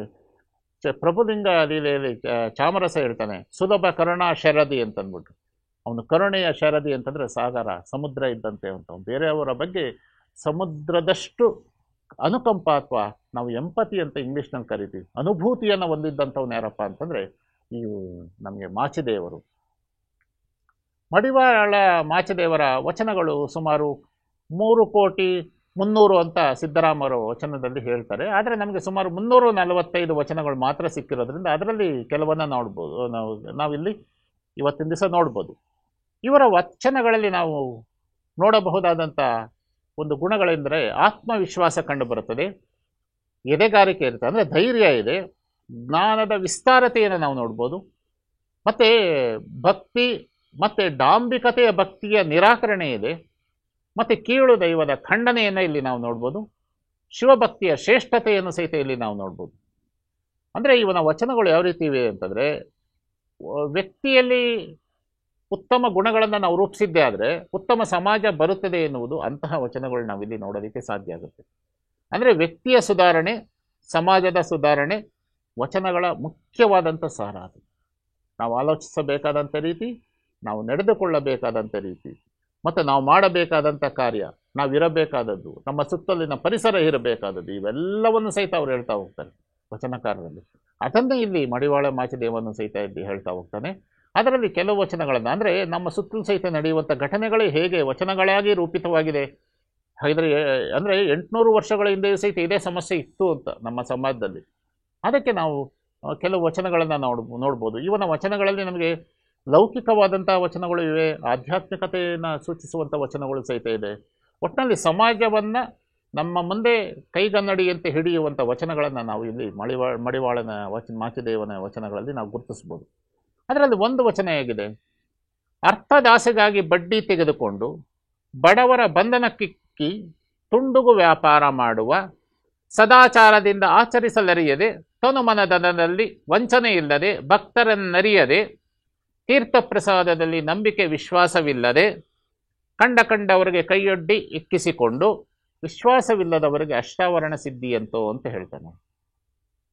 ಅಷ್ಟಾವರಣ ಸಿದ್ಧಿ ಅನ್ನೋದು ಸಾಧ್ಯ ಆಗೋದಕ್ಕೆ ಸಾಧ್ಯ ಇಲ್ಲ. ಅಂದರೆ ಅವನು ಯಾರಿಗೆ ಹಣದ ಆಸೆಗಾಗಿ ಬಡ್ಡಿಯನ್ನು ಕೊಡುವಂಥದ್ದು ಯಾರಿಗೆ ಕೊಡ್ತಾರೆ? ಹಣ ಇರೋರಿಗೆಲ್ಲ ಕೊಡೋದವರು, ಇಲ್ಲದವ್ರಿಗೆ ಕೊಡ್ತಾರೆ. ಅವರ ಹತ್ರ ಏನು ಮಾಡ್ತಾರೆ? ಕಳ್ಳ ಲೆಕ್ಕವನ್ನು ಬರೀತಾರೆ, ಮೋಸವನ್ನು ಮಾಡ್ತಾ ಇರ್ತಾರೆ, ಸುಳ್ಳು ಲೆಕ್ಕದಲ್ಲಿ ಬಡ್ಡಿಯನ್ನು ತೆಗೆದುಕೊಳ್ತಾ ಇರ್ತಾರೆ. ಈ ರೀತಿ ಎಲ್ಲ ಮೋಸ ಮಾಡುವಂಥದ್ದು. ಮತ್ತು ಒಳ್ಳೆಯ ಆಚರಣೆಯನ್ನು ಅನುಸರಿಸದೇ ಇರುವಂಥವರು, ದೈಹಿಕವಾಗಿ, ಮನಸ್ಸಿನಲ್ಲಿ ಮತ್ತು ಪ್ರತಿಯೊಂದರಲ್ಲೂ ಸಹಿತ ಈ ರೀತಿ ಕೆಟ್ಟ ಗುಣವನ್ನು ಇಟ್ಕೊಂಡಿರೋದು, ಇವೆಲ್ಲವನ್ನು ಮೀರಬೇಕು ಅಂತ ಹೇಳ್ತಾನೆ. ಅದಕ್ಕೆ ಅವನು ಹೇಳ್ತಾನೆ, ತನುಮನದನದಲ್ಲಿ ವಂಚನೆ ಇಲ್ಲದ ಭಕ್ತರನ್ನು ಅರಿಯದೆ, ನೋಡಿ ಯಾಂತಹ ಭಕ್ತರನ್ನು ಅರಿಯಬೇಕು ಅಂತ. ಎಲ್ಲ ಭಕ್ತರು ನೋಡಿ ತೋರಿಕೆಗೆ ಕಂಡು ಬರುವಂಥ ಭಕ್ತರೆಲ್ಲರೂ ಭಕ್ತರಲ್ಲ ಅಂತ. ಯಾರು ಅಂತರಂಗ ಬಹಿರಂಗ ಶುದ್ಧಿಗಳಾಗಿ ಇರ್ತಾರೋ ಅಂತಹವರ ನಿಜವಾದಂಥ ಭಕ್ತರು. ಅವರ ಬಗ್ಗೆ ವಿಶ್ವಾಸವನ್ನು ಇಟ್ಟುಕೊಳ್ಳಬೇಕು, ಮಿಕ್ಕವರನ್ನು ನಂಬುವಂಥ ಅವಶ್ಯಕತೆ ಇಲ್ಲ ಅಂತಂದ್ಬಿಟ್ಟು ಸಹಿತ ಹೇಳ್ತಾನೆ. ತೀರ್ಥ ಪ್ರಸಾದದಲ್ಲಿ ನಂಬಿಕೆ ಇದ್ದಂಥವರನ್ನು ನಂಬಬೇಕಾಗುತ್ತದೆ, ಮತ್ತು ಕಂಡವರ ಬಳಿ ಬೇಡುವವರನ್ನು ನಾವು ನಂಬಬಾರದು. ಸೊ ಇವೆಲ್ಲವನ್ನು ಸಹಿತ ನಾವು ಬಿಡಬೇಕಾಗತ್ತೆ. ಅದನ್ನು ಬಿಟ್ಟಿದ್ದೇ ಆದರೆ, ನಾವು ಅಷ್ಟಾವರಣವನ್ನು ಅನುಸರಿಸಿದ್ದೇ ಆದರೆ, ಆಗ ನಮಗೆ ನಿಜವಾದಂತಹ ಒಂದು ಸಿದ್ಧಿ ಎನ್ನುವುದು ಗಳಿಸ್ಕೊಳ್ಳೋದಕ್ಕೆ ಸಾಧ್ಯ ಆಗುತ್ತದೆ ಅಂತಂದ್ಬಿಟ್ಟು ಹೇಳ್ತಾನೆ. ನಾನು ಮುಂದೆ ಅಷ್ಟಾವರಣದ ಬಗ್ಗೆ ಸಹಿತ ಹೇಳ್ತೀನಿ. ಸೊ ಇಲ್ಲಿ ಈ ರೀತಿಯಲ್ಲಿ ಅವನು ಹೇಳ್ತಾನೆ, ಇದು ಲೌಕಿಕವಾದಂಥ ಘಟನೆಗಳೇ ಇವು. ನಮ್ಮ ಸುತ್ತಲೂ ಇವತ್ತು ಸಹಿತ ಇದೆ. ಮೈಕ್ರೋ ಫೈನಾನ್ಸ್ ಅಂತ ಇದೆ, ಅದೇ ಅವತ್ತು ಸಹಿತ ಇತ್ತು ಅಂತ. ಅದಕ್ಕೋಸ್ಕರ ಈ ರೀತಿ ಪೀಡಿಸುವಂಥವ್ರು ಅವತ್ತು ಇದ್ದರು, ಇವತ್ತು ಸಹಿತ ಇದ್ದಾರೆ. ಮತ್ತೊಂದು ಏನಪ್ಪ ಅಂತಂದರೆ, ನಾವು ಸಾಂಪ್ರದಾಯಿಕವಾಗಿ ಅನುಸರಿಸುವಂಥ ಆಚರಣೆಗಳು ಅಥವಾ ಅನುಸರಿಸುವಂತಹ ಕೆಲವು ಪದ್ಧತಿಗಳಾಗಿರ್ಬೋದು, ಅದು ನಮಗೆ ಗೊತ್ತಿಲ್ಲದೆ ನಡೀತಾ ಇರುತ್ತದೆ, ಅಥವಾ ನಮಗೆ ಶಾಸ್ತ್ರಗಳು ಆಗಿರ್ಬೋದು. ಅದಕ್ಕೆ ನಮಗೆ ಆಧಾರಗಳು ಯಾವುದಪ್ಪ ಅಂದರೆ ವೇದ, ನಮಗೆ ಉಪನಿಷತ್ತು ಅಂತ ಕರಿತೀವಿ. ನಮ್ಗೆ ಹಾಗೆ ನೋಡಿದ್ರೆ ನಮಗೆ ವಚನಗಳೇ ವೇದ ಉಪನಿಷತ್ತುಗಳು ಇವತ್ತಿನ ಕಾಲಕ್ಕೆ. ಯಾಕೆಂತಂದರೆ ಇದು ಪ್ರಸ್ತುತತೆಯನ್ನು ಪಡೆಯುತ್ತವೆ. ಅವು ಕೆಲ ಅಂತಲ್ಲ, ನಾನು ವೇದ ಉಪನಿಷತ್ತುಗಳೆಲ್ಲ ಸರಿ ಇಲ್ಲ ಅಂತಲ್ಲ ನಾನು ಹೇಳ್ತಾ ಇರೋದು. ಅದರಲ್ಲಿ ಕೆಲವೇನಾಗುತ್ತೆ ಬಿಡ್ಬೋದು, ಕೆಲವನ್ನು ಇವತ್ತಿಗೆ ಬೇಕಾದ್ದನ್ನು ಅಳವಡಿಸ್ಕೊಳ್ಬೋದು. ಇದಕ್ಕೆ ಸಂಬಂಧಪಟ್ಟಾಗೆ ಒಂದು ವಚನ ಇದೆ, ವೇದ ವಿಪ್ರರ ಬೋಧೆ, ಶಾಸ್ತ್ರ ಸಂತೆಯ ಮಾತು, ಪುರಾಣ ಪುಂಡರ ಗೋಷ್ಠಿ, ಆಗಮ ಅನೃತನ ನುಡಿ, ತರ್ಕ ವ್ಯಾಕರಣ, ಕವಿತ್ವ ಪ್ರೌಢಿ, ಇಂತಿವರಂಗದ ಮೇಲೆ ಲಿಂಗವಿಲ್ಲದ ಭಾಷೆ. ಇದು ಕಾರಣ ತನ್ನೊಳಗನ್ನರಿಯದ ಅನುಭಾವಿಯಿಂದ ಘನವಿಲ್ಲವೆಂದ ಕಲಿದೇವರ ದೇವ ಅಂತ ಅಂದ್ಬಿಟ್ಟು ಅವನು ಹೇಳೋದೇನಪ್ಪ ಅಂದರೆ ವೇದ ಎನ್ನುವುದು ಬ್ರಾಹ್ಮಣರ ಮಾತು ಅಂತ ಹೇಳ್ತಾರೆ, ಅಥವಾ ಶಾಸ್ತ್ರ ಎನ್ನುವುದು ಸಂತೆಯ ಮಾತು ಅಂತ. ಹರಟೆ ನಮಗೆ ವೇದ ಯಾರೋ ವಿದ್ವಾಂಸರು ಮಾತನಾಡುವಂಥದ್ದು, ನಮಗಲ್ಲ ಅದು. ನಮ್ಗೆ ಇವತ್ತು ಸಹಿತ ಅರ್ಥ ಆಗೋದಿಲ್ಲ, ಅನೇಕ ಯಾವುದು ಮಂತ್ರಗಳು ಅರ್ಥ ಆಗೋದಿಲ್ಲ. ಅನುಸರಿಸ್ಬೋದು, ನಮ್ಗೆ ಬರ್ಬೋದು ಮಂತ್ರ, ಆದರೆ ಅದನ್ನು ನಾವು ಅರ್ಥ ಮಾಡ್ಕೊಳ್ಳೋಕೆ ಸಾಧ್ಯ ಆಗೋದಿಲ್ಲ. ಮತ್ತು ಶಾಸ್ತ್ರ ಸಂತೆಯ ಮಾತು ಅಂತ ಹೇಳ್ತಾನೆ, ಜನಸಾಮಾನ್ಯರು ಆಡುವಂಥ ಮಾತು ಅದು. ನಮ್ಗೆ ಯಾವುದು ಸಹಿತ ಸ್ಪಷ್ಟ ಧ್ವನಿ ಇಲ್ಲದಂಥದ್ದು ಸಂತೆಯ ಮಾತದು. ಈ ಪುರಾಣ ಎನ್ನುವುದು ಸಹಿತ ಅನೇಕ ಕಥೆಗಳಿವೆ, ಅದು ಪುಂಡರ ಗೋಷ್ಠಿ ಅಂತ ಹೇಳ್ತಾನೆ. ಯಾರೋ ಕೂತ್ಕೊಂಡು ಲಫಂಗರು ಮಾತನಾಡುವಂಥದ್ದಾಗಿರ್ಬೋದು. ಆಗಮ ಎನ್ನುವುದೇನಪ್ಪ ಅಂದರೆ ಸುಳ್ಳು ಹೇಳುವವರು ಹೇಳಿರುವಂಥದ್ದು. ತರ್ಕ ವ್ಯಾಕರಣ ಇದೆಯಲ್ಲ, ಅದು ನಮಗೇನಾಗುತ್ತೆ ಅಂತಂದರೆ ಎಲ್ಲರಿಗೂ ಸಹಿತ ಅರ್ಥ ಆಗಲ್ಲ. ನಾವು ಮಾತಾಡ್ತೀವಿ, ನಮಗೆ ವ್ಯಾಕರಣ ಗೊತ್ತಿರೋದಿಲ್ಲ. ನಮಗೆ ನಾವು ಔಷಧಿ ತಗೊಳ್ತೀವಿ, ಔಷಧಿಯಲ್ಲಿ ಏನು ಗುಣ ಇದೆ ಅಂತ ನಮಗೆ ಗೊತ್ತಿರೋದಿಲ್ಲ. ವಾಸಿ ಆಗೋದು ಅಷ್ಟೇ ಮುಖ್ಯ, ಮಾತು ಮುಖ್ಯವೇ ಹೊರತು ವ್ಯಾಕರಣ ಮುಖ್ಯ ಆಗೋದಿಲ್ಲ. ಹಾಗೆ ತರ್ಕವೂ ಸಹಿತ, ತರ್ಕವು ಎಲ್ಲರಿಗೂ ಸಹಿತ ಸುಲಭವಾಗಿ ಅರ್ಥ ಆಗಲ್ಲ. ಲಾಜಿಕ್ ಅಂತ ಕರಿತೀವಿ, ಲಾಜಿಕ್ ಅನ್ನೋದು ಅರ್ಥ ಆಗೋದಿಲ್ಲ. ಕವಿತ್ವ ಪ್ರೌಢಿ ಅಂತ, ಈ ಕಾವ್ಯ ಎನ್ನುವುದು ಪ್ರೌಢತ್ವವನ್ನು ಒಳಗೊಂಡಿರುತ್ತೆ. ಅದಕ್ಕೆ ನಾನು ಆರಂಭದಲ್ಲೇ ಹೇಳಿದ್ದು, ನಮಗೆ ವಚನ ಸಾಹಿತ್ಯ ಯಾಕೆ ಮುಖ್ಯ ಆಗುತ್ತೆ ಅಂದರೆ ಅತ್ಯಂತ ಸರಳವಾಗಿ ಅರ್ಥ ಆಗುತ್ತೆ. ನುಡಿದ ಮುತ್ತಿನ ಹಾರದಂತಿರಬೇಕು, ಲಿಂಗ ಮಿಕ್ಕಿ ಅಹುದೇನಬೇಕು, ಕರೆಕ್ಟ್ ಅದು. ನೀವು ಇದನ್ನು ಸಂಸ್ಕೃತದಲ್ಲಿ ಹೇಳಿದ್ರೆ ಯಾರಿಗೂ ಅರ್ಥ ಆಗಲ್ಲ, ಆದರೆ ಅದು ಕೇಳೋಕ್ಕೆ ಮಾತ್ರ ಏನೋ ಒಂದು ವಿಶೇಷ ಅಂತ ಅನಿಸುತ್ತೆ ಅಷ್ಟೇ. ಈ ಕಾರಣಕ್ಕೋಸ್ಕರ ಕವಿತ್ವ ಎನ್ನುವುದು ಪ್ರೌಢಿ. ನಮ್ಮ ಹಳೆಗನ್ನಡ ಭಾಷೆ, ಹಳೆಗನ್ನಡ ಕಾವ್ಯ ಈ ಕಾರಣಕ್ಕೆ ಅರ್ಥ ಆಗೋದಿಲ್ಲ. ಯಾಕೆ ನಮಗೆ ಪಂಪನ ಕಾವ್ಯ ಅಷ್ಟು ಹಳೆಯದ್ದಾದರೂ ಸಹಿತ ಇಷ್ಟು ಜನಪ್ರಿಯವಾಗಿದೆ ವಚನ ಸಾಹಿತ್ಯದಷ್ಟು ಅಂತಂದರೆ ಅದು ಅರ್ಥ ಆಗೋದಿಲ್ಲ. ಯಾವುದು ಅರ್ಥ ಆಗುತ್ತೋ ಅದು ಜನಸಾಮಾನ್ಯರನ್ನು ನೇರವಾಗಿ ಮುಟ್ಟಿಬಿಡುತ್ತೆ. ಅರ್ಥ ಆಗದೇ ಇರೋದಕ್ಕೆ ಒಂದು ಮಿತಿ ಇರುತ್ತದೆ. ಕವಿತ್ವಕ್ಕೆ ಆ ಪ್ರೌಢಿಮೆ ಇದ್ದರೆ ಮಾತ್ರ ಅರ್ಥ ಆಗೋದು. ಇಂತಿವರಂಗದ ಮೇಲೆ ಲಿಂಗವಿಲ್ಲದ ಭಾಷೆ. ಸೊ ಇವರ ಮೇಲೆ ನಿಂತಿರುವಂಥದ್ದು ಈ ಒಂದು ಭಾಷೆ ಎನ್ನುವುದು ಸಹಿತ. ಅದಕ್ಕೇನೆ ಇಲ್ಲಿ ಹೇಳ್ತಾನೆ, ತನ್ನೊಳಗ ನರಿಯದ ಅನುಭಾವಿಯಿಂದ ಘನವಿಲ್ಲವೆಂದ ಕಲಿದೇವರ. ಎಲ್ಲಕ್ಕಿಂತಲೂ ಮುಖ್ಯವಾದ ತನ್ನ ಒಳಗನ್ನು ತಾವು ಅರಿತುಕೊಳ್ಳಬೇಕು. ನಾವು ಇನ್ನರ್ ಐಸ್ ಅಂತ ಕರಿತೀವಿ, ನಾವು ಒಳಗಣ್ಣು ಅಂತಲೂ ಕರಿತೀವಿ. ಅದು ನಮ್ಮನ್ನು ನಾವು ಅರ್ಥ ಮಾಡಿಕೊಳ್ಳದ ಹೊರತು ನಮಗೆ ಹೊರಗಡೆಯಿಂದ ಏನೇ ಬಂದರೂ ಸಹಿತ ಪ್ರಯೋಜನವಿಲ್ಲ ಅನ್ನೋದು ಇವನು ಕಲಿದೇವರ ದೇವ ಅಂತ ಹೇಳುವಂಥದ್ದು. ಅದಕ್ಕೆ ಮತ್ತೊಂದು ಮಾತನ್ನು ಹೇಳ್ತಾನೆ, ಮಹಾಜ್ಞಾನಕ್ಕೆ ನಿರಹಂಕಾರವೇ ಶೃಂಗಾರ, ನಿರಹಂಕಾರಕ್ಕೆ ಭಕ್ತಿಯೇ ಶೃಂಗಾರ. ಜ್ಞಾನಿಗಳಾದಂಥವು ನಿರಹಂಕಾರವನ್ನು ಹೊಂದಿರಬೇಕು, ಮತ್ತು ನಿರಹಂಕಾರದಲ್ಲಿ ಭಕ್ತಿಯೂ ಸಹಿತ ಇರಬೇಕು. ಆ ಭಕ್ತಿ ಎನ್ನುವುದು ಇಲ್ಲಿ ಮುಖ್ಯ ಎನ್ನುವುದನ್ನು ಹೇಳ್ತಾರೆ. ಮತ್ತೊಂದು ವಚನ ಹೇಳುತ್ತೆ, ಉಂಡರೆ ಭೂತನೆಂಬರು, ಉಣದಿರಿದ್ದೊಡೆ ಚಕೋರಿ ಎಂಬರು, ಊರೊಳಗಿರಿದ್ದೊಡೆ ಸಂಸಾರಿ ಎಂಬರು, ಅಡವಿಯೊಳಗಿರಿದ್ದಡೆ ಮರ್ಕಟನೆಂಬರು, ಮಾತಾಡಿದರೆ ಪಾಪಕರ್ಮಿ ಎಂಬರು, ಮಾತಾಡದಿರಿದ್ದೊಡೆ ಮುಸುಕು ಕರ್ಮಿ ಎಂಬರು, ಮಲಗದಿರಿದ್ದೊಡೆ ಚೋರನೆಂಬರು, ಮಲಗಿರಿದ್ದಡೆ ಜಡದೇಹಿ ಎಂಬರು. ಇಂತಿ ವಸುದೆಯೊಳಗೆ 8 ವಿಧವ ಕಳೆಯಲ್ಲ ಆಳವಲ್ಲ ಕಾಣ ಕಲಿದೇವರ ದೇವ ಅಂತ. 8 ರೀತಿಯಲ್ಲಿ ನಾವು ನಿಂದೆಯನ್ನು, ಅಂದರೆ ನಾವು ಊರಿನಲ್ಲಿ ಇದ್ಮೇಲೆ ನಿಂದೆ ಅನ್ನೋದು ಇದ್ದೇ ಇರುತ್ತೆ ನಮಗೆ. ಕಮಹಾದೇವಿಯ ವಚನವೂ ಸಹಿತ ಹೇಳುತ್ತದೆ ಅದನ್ನು. ಅಂದರೆ ನೀವು ಎಲ್ಲಿ ಸ್ತುತಿ ನಿಂದೆಗಳು ಬಂದೇ ಬರುತ್ತೆ. ನೀವು ಎಲ್ಲಾದರೂ ಇರಿ, ನೀವು ಒಳ್ಳೇದು ಮಾಡಿದ್ರೂ ಸಹಿತ ಅದಕ್ಕೆ ಟೀಕೆ, ಕೆಟ್ಟದ್ದು ಮಾಡಿದ್ರೂ ಸಹಿತ ಟೀಕೆ ಇದ್ದೇ ಇರುತ್ತೆ. ಅದಕ್ಕೆ ಹೇಳ್ತಾನೆ, ಉಂಡದಿದ್ದರೆ ಊಟ ಮಾಡಿದ್ರೆ ಭೂತದಂತೆ, ಭೂತ ಅಂದರೆ ದೆವ್ವ ಪಿಶಾಚಿ ಅಂತ ತಿಂದ್ಬಿಡ್ತಾನೆ ಅಂತ ಅಂದ್ಬಿಟ್ಟು ಹೇಳ್ತಾರೆ. ಇದಕ್ಕಿನ್ನ ಕೆಟ್ಟ ಪದಗಳನ್ನು ಬಳಸ್ತಾರೆ. ಆದರೆ ಇವನು ಹೇಳ್ತಾನೆ ಭೂತದಂತೆ ತಿಂತಾರೆ ಅಂತ. ಉಣದಿರ್ದೊಡೆ ನನಗೆ ಊಟ ಬೇಡ ಅಂತಂದರೆ ಚಕೋರಿ ಅಂತ ಹೇಳ್ತಾರೆ. ಚಕೋರಿ ಅಂತಂದರೆ ಬೆಳದಿಂಗಳನ್ನೇ ಸೇವಿಸಿ ಬದುಕುವಂತಹ ಒಂದು ಕಾಲ್ಪನಿಕವಾದಂಥ ಪಕ್ಷಿ, ಅದು ಚಕೋರಿ ಅಂತ ಕರೀತಾರೆ. ಊರೊಳಗೆ ಇರ್ದೊಡೆ ಸಂಸಾರಿ ಎಂಬರು. ನಾವು ಊರಿನಲ್ಲಿದ್ದರೆ ಸಂಸಾರಿ, ಅವನು ಆಧ್ಯಾತ್ಮ ಅನ್ನೋದಿಲ್ಲ, ಅಲೌಕಿಕತೆಯ ಬಗ್ಗೆ ಆಲೋಚನೆಯನ್ನು ಮಾಡೋದಿಲ್ಲ ಅಂತ ಹೇಳ್ತಾರೆ. ಲೌಕಿಕದಲ್ಲೇ ಮುಳುಗಿರ್ತಾನೆ. ಸಂಸಾರಿ ಅಂದರೆ ಲೌಕಿಕದಲ್ಲೇ ಮುಳುಗಿರುವುದು. ಅಡವಿಯೊಳಗೆ ಇರ್ತಾಳೆ, ಅಡವಿಯಲ್ಲಿ ಕಾಡಿನಲ್ಲಿ ಇದಿರ್ತಾಳೆ, ಕೋತಿ ಅಂತ ಕರೆದು ಬಿಡ್ತಾರೆ ಅಂತ. ಇದಕ್ಕೂ ಟೀಕೆ ಮಾಡ್ತಾರೆ. ಮಾತಾಡಿದರೆ ಪಾಪಕರ್ಮಿ ಎಂಬರು, ಮಾತನಾಡಿದ್ರೆ ಕೆಟ್ಟ ಕೆಲಸವನ್ನು ಮಾಡ್ತಾನವನು ಅಂತ ಬೈತಾರೆ. ಮಾತಾಡದಿರ್ದೊಡೆ ಮುಸುಕು ಕರ್ಮಿ ಎಂಬರು. ಮಾತಾಡಲಿಲ್ಲ ಅಂದರೆ ಏನಾಗಿರ್ತಾರೆ, ಮಾತಾಡಲಿಲ್ಲ ಅಂತಂದರೆ ಅವನು ಕಣ್ಣಿಗೆ ಕಾಣಿಸಲ್ಲಪ್ಪ ಅದೇನು ಕೆಲಸ ಮಾಡ್ತಾನೋ ಅಂತ ಆ ರೀತಿ ಟೀಕೆ ಮಾಡ್ತಾರೆ. ಮಲಗದಿರ್ದೊಡೆ, ರಾತ್ರಿ ನಾವು ನಿದ್ದೆ ಮಾಡಲಿಲ್ಲ ಅಥವಾ ನಾವು ಏನೋ ಮಾಡ್ಕೊಂಡಿರ್ತೀವಿ ಅಂದ್ಕೊಳ್ಳಿ, ಚೋರನೆಂಬರು, ಕಳ್ಳ ಅಂತ ಹೇಳ್ತಾರೆ. ಮಲಗಿರ್ದಡೆ ಜಡದೇಹಿ ಎಂಬರು. ಮಲಕ್ಕೊಂಡ್ರೆ ಸೋಮಾರಿ, ಅವನು ಆಲಸ್ಸಿ, ಯಾವಾಗಲೂ ಸಹಿತ ಮಲಕ್ಕೊಂಡೇ ಇರ್ತಾನೆ ಅಂತ ಹೇಳ್ತಾರೆ. ಈ ರೀತಿ ವಸುದೆಯೊಳಗೆ 8 ವಿಧವ ಕಳೆಯಲು ಅಳಲವಲ್ಲ. ಇದು ಕಳೆಯೋದು ಕಷ್ಟ. ಈ ಭೂಮಿಯೊಳಗಡೆ ಇವೆಲ್ಲ ನಿರಂತರವಾದಂತಹ ನಿಂದೆಗಳು, ಒಂದು ಟೀಕೆಗಳು ಬರ್ತಾನೆ ಇರುತ್ತದೆ. ಅದನ್ನು ನಾವು ಸಹಿಸ್ಕೊಳ್ಬೇಕಾಗುತ್ತದೆ ಅಂತಂದ್ಬಿಟ್ಟು ಇಲ್ಲಿ ಹೇಳ್ತಾ ಹೋಗ್ತಾನೆ. ಮತ್ತು ಇಲ್ಲಿ ನಾನು ಆರಂಭದಲ್ಲಿ ಹೇಳಿದೆ, ಜಾತಿ ವ್ಯವಸ್ಥೆಯನ್ನು ನಿರಾಕರಿಸಿರುವಂಥದ್ದು ವಚನ ಸಾಹಿತ್ಯ ಅಥವಾ ವಚನ ಚಳುವಳಿಯಲ್ಲಿ ಕಾಣ್ಬೋದು ಅಂತಂದ್ಬಿಟ್ಟು. ಇದು ವಚನ, ಈ ಒಂದು ವಚನ ಜಾತಿಗೆ ಸಂಬಂಧಪಟ್ಟಿರೋದು. ಹಾಗಿದ್ರೆ ಆ ಜಾತಿಗಳು ಯಾವುದು? ಆ ಜಾತಿ ಈ ಜಾತಿ ಅವರನ್ನ ಬೇಡ, 18 ಜಾತಿಯೊಳಗಾವ ಜಾತಿಯಾದರೂ ಆಗಲಿ ಗುರುಕಾರುಣ್ಯವ ಪಡೆದು ಅಂಗದ ಮೇಲೆ ಲಿಂಗವ ಧರಿಸಿದೊಡೆ ಅದೇ ಮನುಷ್ಯ ಜಾತಿ ಅಂತ ಹೇಳ್ತಾನೆ ಅವನು. ಅದರಲ್ಲಿ ಏನಪ್ಪ ಅಂತಂದರೆ, ಅವನು ಈ ಜಾತಿ ಆ ಜಾತಿ ಅಂತ ನೀನು ಹೇಳಬೇಡ, ಯಾವುದಾದ್ರೂ ಆಗಿರಲಿ ಜಾತಿ. 18 ಜಾತಿಯೊಳಗಾವ ಜಾತಿಯಾದರೂ ಆಗಲಿ, ಇಲ್ಲಿ ಇವನೇನು ಮಾಡ್ತಾನೆ ಮಾಚಿದೇವ 18 ಜಾತಿ ಅಂತ ಹೇಳ್ಬಿಡ್ತಾನೆ. 18 ಜಾತಿಯಲ್ಲಿ ಯಾವ ಜಾತಿ ಆದರೂ ಆಗಲಿ ಅಂತ ಹೇಳ್ತಾನೆ. ಗುರುಕಾರುಣ್ಯವ ಪಡೆದು ಅಂಗದ ಮೇಲೆ ಲಿಂಗವ ಧರಿಸಿದ, ಲಿಂಗವನ್ನು ಇಟ್ಕೊಂಡು ಅವನು ಪೂಜೆ ಮಾಡಿದ್ದಾದರೆ ಎಲ್ಲ ಒಂದೇ ಜಾತಿ ಅಂತ. ಹಾಗಿದ್ರೆ ಅವನಲ್ಲಿ ಪ್ರಸ್ತಾಪ ಮಾಡಿರೋದೇನಪ್ಪ, 18 ಜಾತಿ ಅಂತ ಹೇಳ್ತಾನೆ. 18 ಜಾತಿ ಇದೆಯಾ?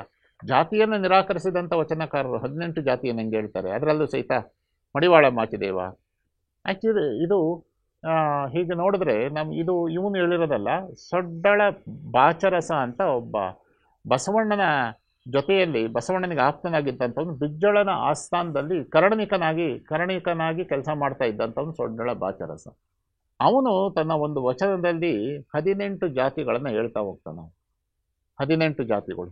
ಆ ಜಾತಿಗಳು ಯಾವುದಪ್ಪ ಅಂತಂದರೆ, ಬ್ರಾಹ್ಮಣ, ಕ್ಷತ್ರಿಯ, ಬಣಜಿಗ, ಒಕ್ಕಲಿಗ, ಗೊಲ್ಲ, ಕುಂಬಾರ, ಪಂಚಾಳ, ಉಪ್ಪಾರ, ನಾಯಿಂದ, ಡೊಂಬ, ಅಗಸ, ಬೇಡ, ಕಬ್ಬಲಿಗ, ಹೊಲೆಯ, ಈಳಿಗ, ಸಮಗಾರ, ಮಚ್ಚಿಗ ಮತ್ತು ಮಾದಿಗ. ಈ 18 ಜಾತಿಗಳನ್ನು ಪ್ರಸ್ತಾಪ ಮಾಡ್ತಾರೆ.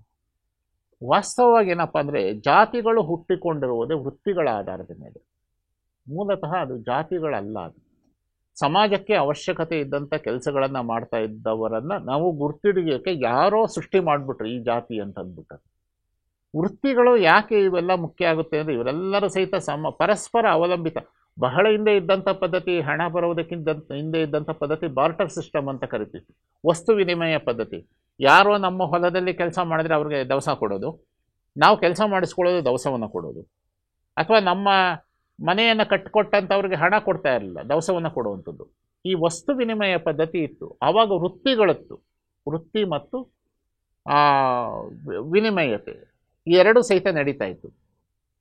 ಇಂದಿನ ಜಾತಿಗಳು ಯಾವುದಪ್ಪ ಅಂತಂದರೆ, ಒಂದು ವೃತ್ತಿಯನ್ನು ಸೂಚಿಸುತ್ತೆ, ಇನ್ನೊಂದು ಏನಪ್ಪ ಅಂದರೆ ಈ ಜಾತಿಗಳೆಲ್ಲವೂ ಸಹಿತ ಏನಪ್ಪ ಅಂತಂದರೆ ಮನುಷ್ಯನ ಒಳಗಡೆನೇ ಇದೆ ಅಂತ ಹೇಳ್ತಾನೆ ಅವನು. ಇದು ಮುಖ್ಯ. ಅವನು 18 ಜಾತಿಯ ಪ್ರಸ್ತಾಪ ವಾಸ್ತವವಾಗಿ ಲೌಕಿಕದಲ್ಲಿರುವಂಥ ಜಾತಿಗಳಲ್ಲವೇ ಅಲ್ಲ. ಅವನೇನು ಹೇಳ್ತಾನೆ ಅಂತಂದರೆ, ಈ 18 ಜಾತಿಗಳು ತನ್ನಲ್ಲಿಯೇ ಇವೆ, ಹೊರ ಪ್ರಪಂಚದಲ್ಲಿಲ್ಲ. ಮನುಷ್ಯನ ಅಲ್ಲಿ ಇವೆಲ್ಲವೂ ಸಹಿತ ಇದೆ. ಜಾತಿಯನ್ನು ಲೌಕಿಕದಲ್ಲಿ ಅನುಸರಿಸುವವರು ಎಲ್ಲರೂ ಸಹಿತ ಅಜ್ಞಾನಿಗಳು, ತಿರಸ್ಕರಿಸ್ತಾನೆ ಅವನ ಜಾತಿನಲ್ಲಿ. 18 ಜಾತಿ ಪ್ರಸ್ತಾಪ ಇದೆ. ಆ ಜಾತಿಗಳು ಯಾವುದಪ್ಪ ಅಂದರೆ, ಇವನ ಒಳಗಡೆ ಇರುವಂಥ ನಮ್ಮ ಅಂತರಂಗದಲ್ಲಿ ಕೆಟ್ಟದ್ದಿರುತ್ತೆ, ನನ್ನ ಹತ್ರ ಒಳ್ಳೆಯದು ಇರುತ್ತೆ, ಕೆಲಸ ಮಾಡಬೇಕು ಅಂತ ಇರುತ್ತೆ, ಕೆಲಸ ಕದಿಬೇಕು ಅಂತ ಇರುತ್ತೆ, ನಾವೇನು ಕಷ್ಟಪಡಬಾರ್ದು ಅಂತ ಇರುತ್ತೆ, ಇನ್ನೊಬ್ರಿಗೆ ಮೋಸ ಮಾಡೋಣ ಅನ್ನೋ ಬುದ್ಧಿ ನನಗೆ ಬರ್ಬೋದಲ್ಲ. ಎಲ್ಲವೂ ಸಹಿತ ನಮ್ಮ ಒಳಗಡೆನೇ ಬರುತ್ತೆ ಇದು. ಅದಕ್ಕೋಸ್ಕರ ಇವನು ಹೇಳ್ತಾನೆ, ನಮ್ಮ ಒಳಗಡೆ ಇರುವಂಥ ಗುಣಗಳನ್ನೇ ಇಲ್ಲಿ ಜಾತಿ ಅಂತ ಇವನು ಪ್ರಸ್ತಾಪ ಮಾಡಿದ್ದಾನೆ. ಆ ರೀತಿ ಅವನು ಈ ರೀತಿ ಜಾತಿಯ ಪ್ರಸ್ತಾಪ ಮಾಡುವವರು ಅಜ್ಞಾನಿಗಳು. ಮತ್ತು ಅವನು ಆ ರೀತಿ ಹೇಳ್ತಾ ಜಾತಿ ವ್ಯವಸ್ಥೆಗೆ ತೆರೆ ಎಳೆದು ಬಿಡ್ತಾನೆ. ಅವನು ಮುಂದಕ್ಕೆ ಅವಕಾಶ ಇಲ್ಲ. ಅವನ ಪ್ರಕಾರ ಏನಪ್ಪ ಅಂದರೆ ಒಂದೇ ಜಾತಿ ಅಂತ ಹೇಳ್ತಾನೆ. ಏನು ಜಾತಿ? ಗುರುವಿನ ಮಾರ್ಗದರ್ಶನದಲ್ಲಿ ಇಷ್ಟಲಿಂಗವನ್ನು ಅಂಗೈ ಮೇಲೆ ಇರಿಸಿಕೊಂಡು ಇರುವವರೆಲ್ಲರೂ ಸಹಿತ ಪೂಜೆ ಮಾಡೋರೆಲ್ಲ ಒಂದೇ ಜಾತಿ ಅಂತ ಹೇಳ್ಬಿಡ್ತಾನೆ. ಅಲ್ಲಿಗೆ ಅವನು ಯಾವುದೇ ರೀತಿಯ ಒಂದು ವಿವಾದವನ್ನು ಸೃಷ್ಟಿ ಮಾಡ್ಕೊಂಡಿಲ್ಲ ಅವನು ಮಾಚಿದೇವ. ಅಂದರೆ ಯಾರು ಇಷ್ಟಲಿಂಗವನ್ನು ಇಟ್ಕೊಂಡು ಪೂಜೆ ಮಾಡ್ತಾರೆ, ಯಾರಾದರೂ ಹಾಕ್ಕೊಳ್ಳಿ, ಅವರೆಲ್ಲ ಒಂದೇ ಜಾತಿಯವರೇ ಅಷ್ಟೇ. ಅವರಲ್ಲಿ ಯಾವುದೇ ಭೇದ ಭಾವ ಇಲ್ಲ, ಇದೇ ಸಮಾನತೆ ಅಂತ ಹೇಳ್ತಾನೆ. ಈ ರೀತಿ ಸಮಾನತೆಯನ್ನು ಸೃಷ್ಟಿ ಮಾಡಿದಂಥವನು ಇಲ್ಲಿ ಮಡಿವಾಳ ಮಾಚಿದೇವ. ಮತ್ತೊಂದು ವಚನ ಇದೆ, ಅಂದರೆ ಹಿಂಸೆಯನ್ನು ಮಾಡಬಾರ್ದು ಅನ್ನೋದಕ್ಕೆ, ಹಿರಿಯಲಾಗದು ಪ್ರಾಣಿಯ, ಜರಿಯಲಾಗದು ನೆರನೆತ್ತಿಯ, ನುಡಿಯಲಾಗದಾರುವನು ಹೆರರ ವಧುವ ಕಂಡು ಮರುಗದಿರ್ದೊಡೆ ಶಿವಲೋಕ ಕರತಳ ಮೊಳಕವೆಂದ ಕಲಿದೇವರ ದೇವ ಅಂತ. ನಮ್ಮ ಮನಸ್ಸು ಕರಗಬೇಕು. ಯಾರಿಗೆ? ಪರಸ್ತ್ರೀ, ಪರಧನ ಮುಂತಾದಂಥ ವಿಷಯಗಳಿಗೆ. ನಮ್ಮದಲ್ಲದರ ಬಗ್ಗೆ ನಾವು ಎಂದೂ ಸಹಿತ ಅವುಗಳನ್ನು ಬಯಸಬಾರದು ಅಂತ ಹೇಳುತ್ತೆ. ಮತ್ತು ಇನ್ನೇ ಹೇಳ್ತಾನೆ ಅವನು, ಹಿರಿಯಲಾಗದು ಪ್ರಾಣಿ ಅಂತ. ಪ್ರಾಣಿ ಹಿಂಸೆ ಮಾಡಬಾರದು, ಬಹಳ ಹಿಂದಿನಿಂದಲೂ ಸಹಿತ ಇರುವಂತಹ ಹಿಂಸಾ ತತ್ವ, ಅದನ್ನು ಹೇಳ್ತಾನೆ. ಬೇರೆಯವರನ್ನು ಹೀಯಾಳಿಸಬೇಡ ಅಂತ ಹೇಳ್ತಾನೆ. ಅದಕ್ಕೇನೆ ಇಲ್ಲಿ ವಚನ ಸಾಹಿತ್ಯದಲ್ಲಿ ಪರಸ್ಪರ ಗೌರವವನ್ನು ಕೊಟ್ಟು ಬದುಕಬೇಕು ಅಂತ ಹೇಳ್ತಾ ಇರೋದು. ಗೌರವವನ್ನು ಕೊಡಬೇಕಾಗುತ್ತೆ. ಅದಕ್ಕೆ ಬೇರೆಯವರನ್ನು ನಿಂದಿಸಬಾರದು ನಾವು, ಮತ್ತು ಹೀಯಾಳಿಸಬಾರದು ನಾವು ಬೇರೆಯವರನ್ನು, ಮತ್ತು ಬೇರೆ ಯಾರನ್ನು ಸಹಿತ ಯಾವುದೇ ಕೆಟ್ಟ ಮಾತನ್ನು ಬೇರೆಯವರ ವಿಷಯದಲ್ಲಿ ಬಳಸಬಾರದು. ಆ ರೀತಿ ನಾವು ಅನುಸರಿಸಿದ್ದೇ ಆದರೆ ನಮಗೆ ಶಿವಲೋಕ ಎನ್ನುವುದು ಕರತಲಾಮನಕ ನಮ್ಮ ಅಂಗೈಯಲ್ಲೇ ಇರುತ್ತದೆ, ಬೇರೆ ಎಲ್ಲೂ ಸಹಿತ ಇಲ್ಲ ಅಂತ ಅಂದ್ಬಿಟ್ಟು ಅಷ್ಟು ಸುಲಭ. ಆದರೆ ಆ ಮಾರ್ಗವನ್ನು ಅನುಸರಿಸುವುದಿದೆಯಲ್ಲ ತುಂಬ ಕಷ್ಟ ಅಂತ ಹೇಳ್ತಾನೆ. ಅವನು ಸುಲಭವಾಗಿ ಹೇಳ್ತಾನೆ, ಅದು ಇದನ್ನು ಅನುಸರಿಸ್ಬಿಟ್ರೆ ಸಾಕು ಅಂತ ಹೇಳ್ತಾನೆ. ಆದರೆ ಅನುಸರಿಸುವುದು ತುಂಬ ಕಷ್ಟ ಆಗುತ್ತದೆ. ಅದಕ್ಕೆ ಬಸವಣ್ಣವರು ಇನ್ನೊಂದು ವಚನ ಇದೆ, ದಯವಿಲ್ಲದ ಧರ್ಮವಾವುದಯ್ಯ, ದಯವೇ ಬೇಕು ಸಕಲ ಪ್ರಾಣಿಗಳೆಲ್ಲರಲ್ಲಿಯೂ, ದಯವೇ ಧರ್ಮದ ಮೂಲವಯ್ಯ, ಕೂಡಲ ಸಂಗಮ ನಂತಲ್ಲದೆ ಒಲ್ಲನಯ್ಯ ಅಂತ ಅಂದ್ಬಿಟ್ಟು.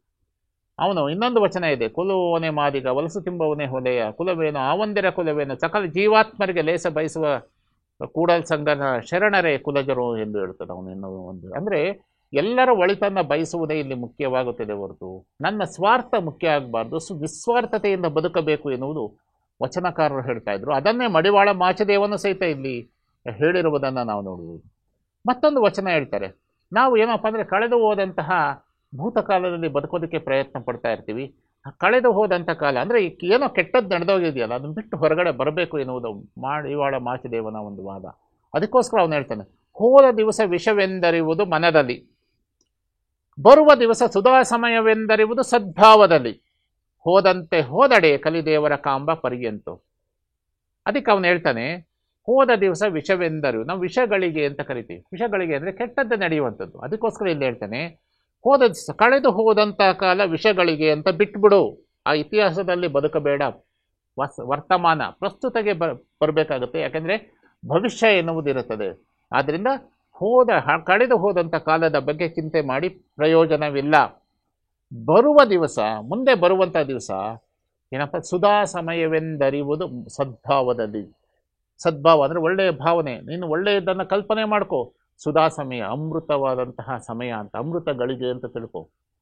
ಕೆಟ್ಟ ಗಳಿಗೆ ಕಳೆದೋಯ್ತು, ಒಳ್ಳೆ ಗಳಿಗೆ ಬರುತ್ತದೆ ಅಂತ ನಿರೀಕ್ಷೆ ಮಾಡು. ಅದು ಕಾಲ ಕಳೆದಂತೆ ನಾವು ಹೋದರೆ ನಾವು ದೇವರನ್ನು ಅಥವಾ ಕಲಿದೇವರನ್ನು ಕಾಣುವಂಥ ಪರ್ಯಂತು, ಶಿವನನ್ನು ಕಾಣಬೇಕಾದರೆ ನಾವು ವರ್ತಮಾನದಲ್ಲಿ ಭವಿಷ್ಯದಲ್ಲಿ ಬದುಕಬೇಕೇ ಹೊರತು ಭೂತದಲ್ಲಿ ಬದುಕಬಾರದು ಎನ್ನುವುದನ್ನು ಅವನು ಅತ್ಯಂತ ಸುಲಭವಾಗಿ ಹೇಳ್ತಾನೆ. ಯಾಕೆಂದರೆ ಎಲ್ಲರೂ ಸಹಿತ ಒಂದಲ್ಲ ಒಂದು ಹಂತದಲ್ಲಿ ಏನೋ ಕಷ್ಟಗಳನ್ನು ಅನುಭವಿಸಿರ್ತಾರೆ, ಅಥವಾ ಏನೋ ಕೆಟ್ಟದ್ದು ನಡೆದಿರುತ್ತೆ. ಕೆಟ್ಟದ್ದರಲ್ಲಿ ಬದುಕೋದಕ್ಕಿಂತಲೂ ಒಳ್ಳೆಯದು ಬರುತ್ತದೆ ಅಂತ ನಿರೀಕ್ಷೆಯಲ್ಲಿ ಬದುಕಿದ್ರೆ ನಾವು ಶಿವನನ್ನು ಕಾಣಬಹುದು ಎನ್ನುವುದನ್ನು ಇಲ್ಲಿ ಹೇಳ್ತಾ ಹೋಗ್ತಾನೆ. ಅದಾದಮೇಲೆ ಮತ್ತೊಂದು ವಚನದಲ್ಲಿ ಈ ಜಾತಿಯ ಬಗ್ಗೆ ಪ್ರಸ್ತಾಪ ಮಾಡ್ತಾನೆ. ಆದರೆ ಅವನು ಹೇಳುವಂಥ ಜಾತಿಯ ಒಂದು ಪರಿಕಲ್ಪನೆಯೇ ಬೇರೆ. ಅದು ಹೇಗೆ ಎನ್ನುವುದನ್ನು ನಾವು ಮುಂದೆ ನೋಡೋಣ. ನಿತ್ಯ ಲಿಂಗಾರ್ಚನೆಯನ್ನು ಮಾಡದೆ ಒಡಲ ಹೊರೆವನೇ ಒಲೆಯ, 10 ನುಡಿದಡೇನು ಒಂದು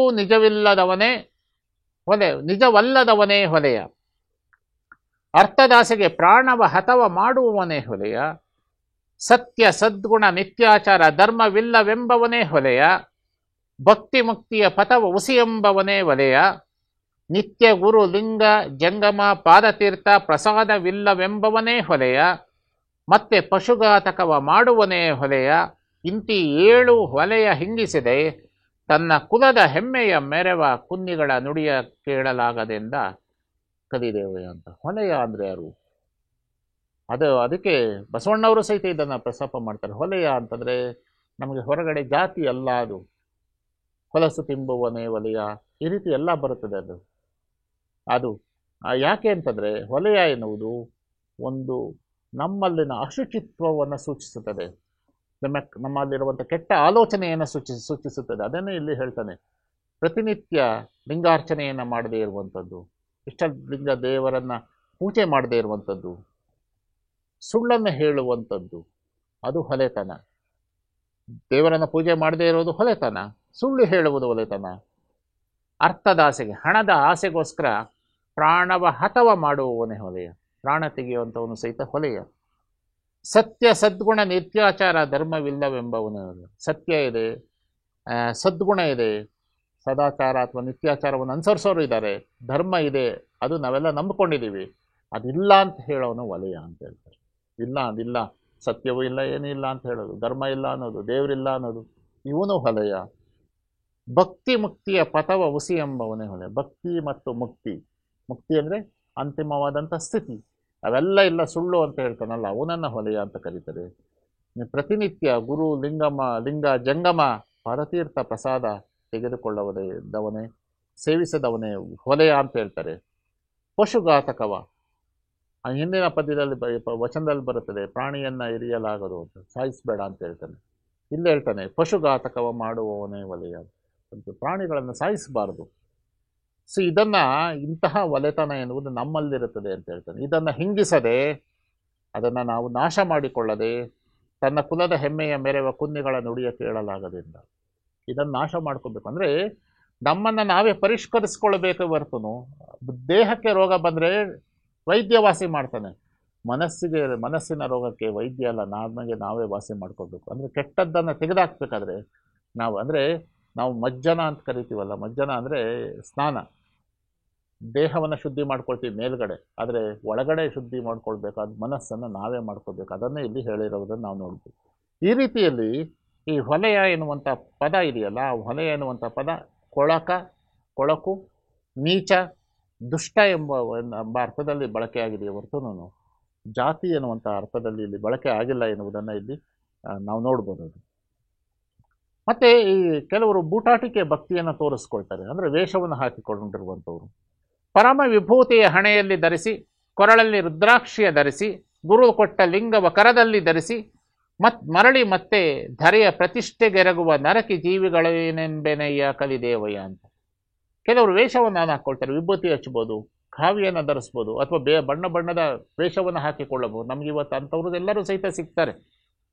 ನಮಗೆ ವಿಭೂತಿ ಹಚ್ಚೋದು, ಅದು ವಿಚಿತ್ರವಾಗಿ ವೇಷಗಳನ್ನು ಧರಿಸ್ಕೊಂಡವರು, ಮತ್ತು ಆಚರಣೆಗಳನ್ನು ಮಾಡುವಂಥದ್ದು, ನಮಸ್ಕಾರ ಮಾಡುವಂಥ ರೀತಿ, ಪೂಜೆಯನ್ನು ಮಾಡುವಂಥ ರೀತಿ, ಏನೇನೋ ವಿಚಿತ್ರ ವೇಷಧಾರಿಗಳು ಸಿಗ್ತಾರೆ. ಅದಕ್ಕೆ ಇಲ್ಲಿ ಹೇಳ್ತಾನೆ, ನಮಗೆ ವಿಭೂತಿ ಹಚ್ಚಿಕೊಂಡ ತಕ್ಷಣ, ರುದ್ರಾಕ್ಷಿ ಧರಿಸಿದ ತಕ್ಷಣ,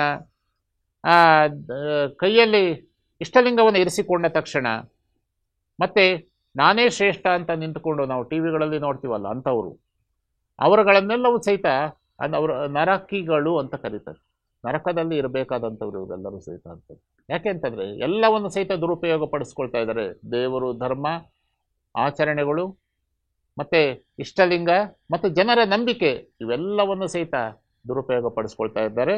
ಅವರನ್ನು ಏನಂತ ಹೇಳೋದಕ್ಕೆ ಸಾಧ್ಯ ಆಗುತ್ತದೆ ಅಂತಂದ್ಬಿಟ್ಟು ಅವನು ಪ್ರಶ್ನೆಯನ್ನು ಮಾಡ್ತಾನೆ. ಅಂದರೆ ತೋರಿಕೆಯ ಭಕ್ತಿ, ಡಾಂಬಿಕತನದ ಭಕ್ತಿ ನಿಜವಲ್ಲ ಅಂತ ಹೇಳ್ತಾನೆ. ಇದನ್ನೇ ದಾಸಿಮಯ್ಯನೂ ಸಹಿತ ಹೇಳ್ತಾನೆ, ಬರುಸೆಟಗನ ಭಕ್ತಿ ದಿಟವೆಂದು ನಚ್ಚಲಬೇಡ, ಮಠದೊಳಗಣ್ಣ ಬೆಕ್ಕು ಇಳಿಯ ಕಂಡು ಪುಟನೆ ಗೆದ್ದಂತಾಯಿತು ಕಾಣರಾಮನಾಥ ಅಂತಂದ್ಬಿಟ್ಟಲ್ಲ.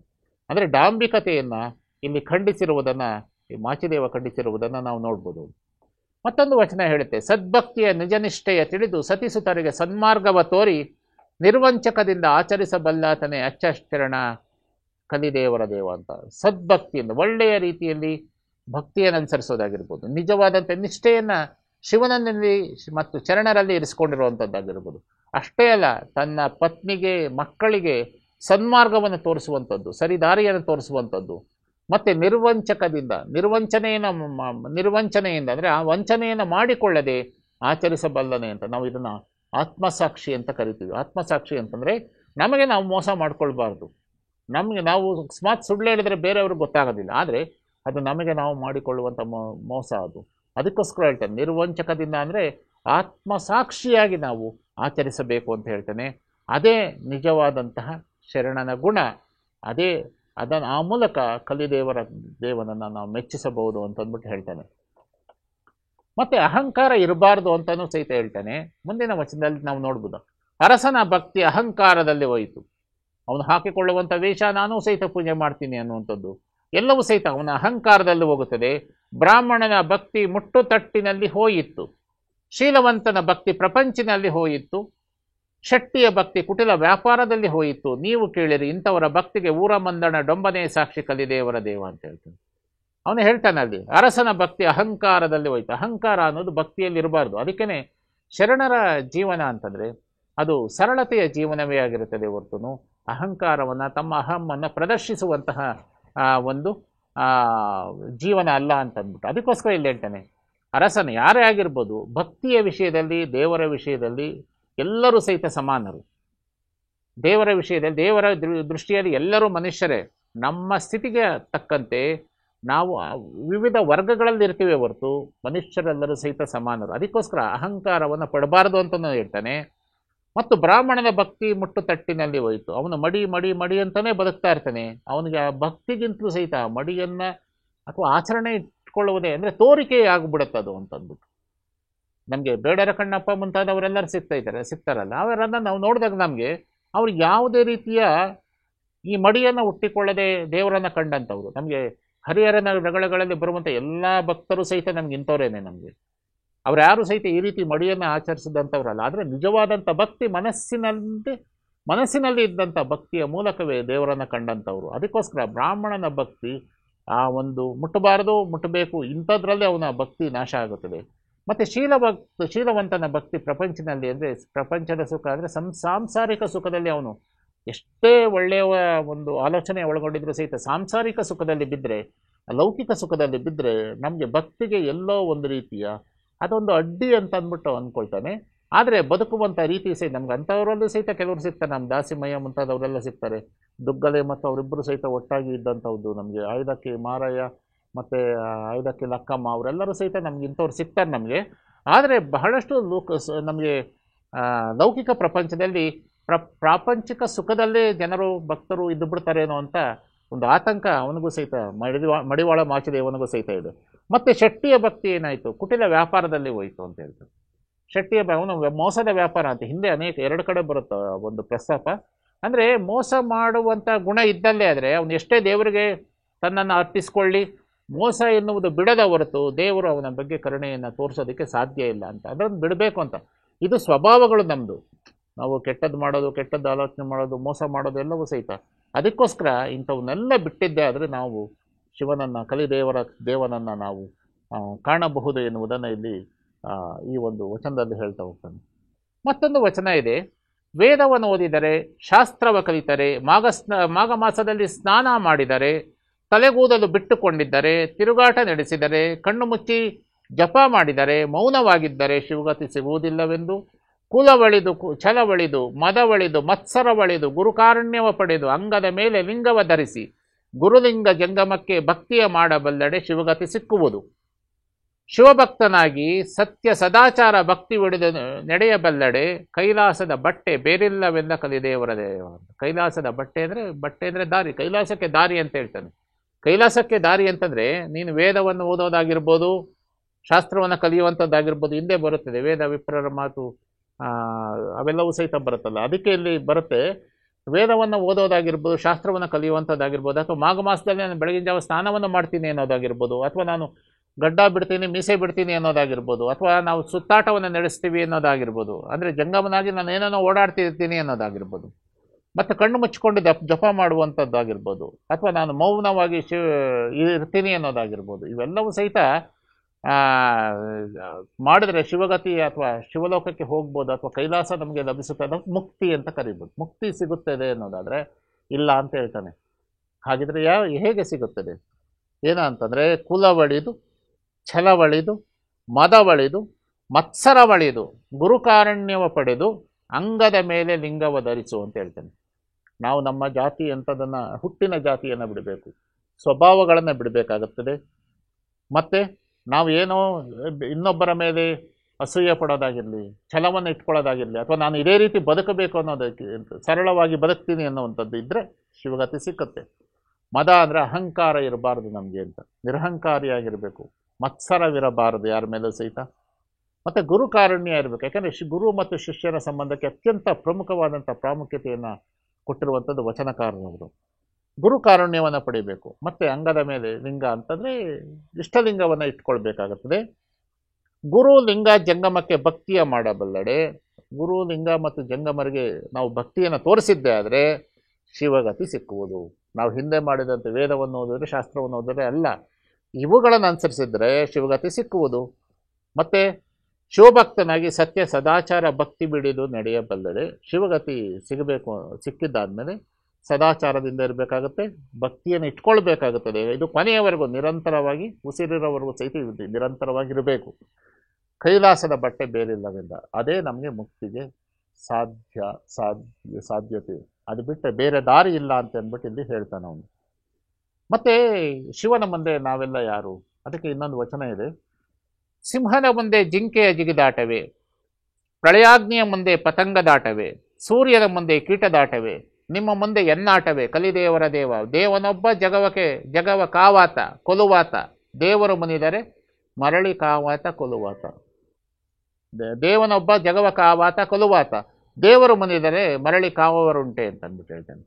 ಅವನು ಹೇಳ್ತಾನೆ, ಈಗ ಶಿವನ ಮುಂದೆ ಅಥವಾ ಇಲ್ಲಿ ಕಲಿದೇವರ ದೇವನ ಮುಂದೆ ನಾವ್ಯಾರು ಅಂತ ಹೇಳ್ತಾನೆ.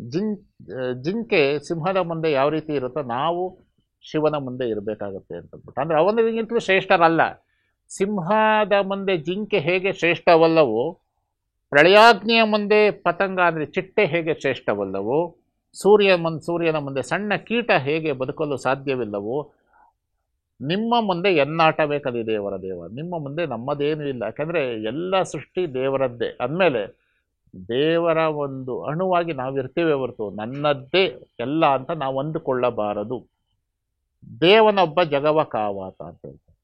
ದೇವನೊಬ್ಬ, ಅವನೊಬ್ಬನೇ ಜಗತ್ತನ್ನು ಕಾಯುವಂಥವನು, ಕೊಲುವಾತ ನಾಶ ಮಾಡುವಂಥವನು. ದೇವರು ಮನಿದರೆ ಮರಳಿ ಕಾವವರುಂಟೆ. ದೇವರು ಕೋಪಗೊಂಡರೆ ಮರಳಿ ಯಾರು ನಮ್ಮನ್ನು ಕಾಪಾಡ್ತಾರೆ? ನಮ್ಮನ್ನು ಕಾಪಾಡುವಕ್ಕೆ ಯಾರೂ ಸಹಿತ ಇರೋದಿಲ್ಲ. ಸೊ ಇಲ್ಲಿ ಈ ವಚನದಲ್ಲೇ ಅವನು ಹೇಳ್ತಾನೆ, ಭಗವಂತನು ಸರ್ವ ಸಮರ್ಥ ಅಂತ ಹೇಳ್ತಾನೆ. ಅವನ ಮುಂದೆ ನಾವ್ಯಾರೂ ಸಹಿತ ಇಲ್ಲ, ನಾವೆಲ್ಲರೂ ಸಹಿತ ಅಲ್ಪರು. ಸೊ ಹೀಗೆ ಸಮಸ್ತ ಲೋಕಕ್ಕೆ ಪರಶಿವನೇ ಒಡೆಯನಾಗಿದ್ದಾನೆ.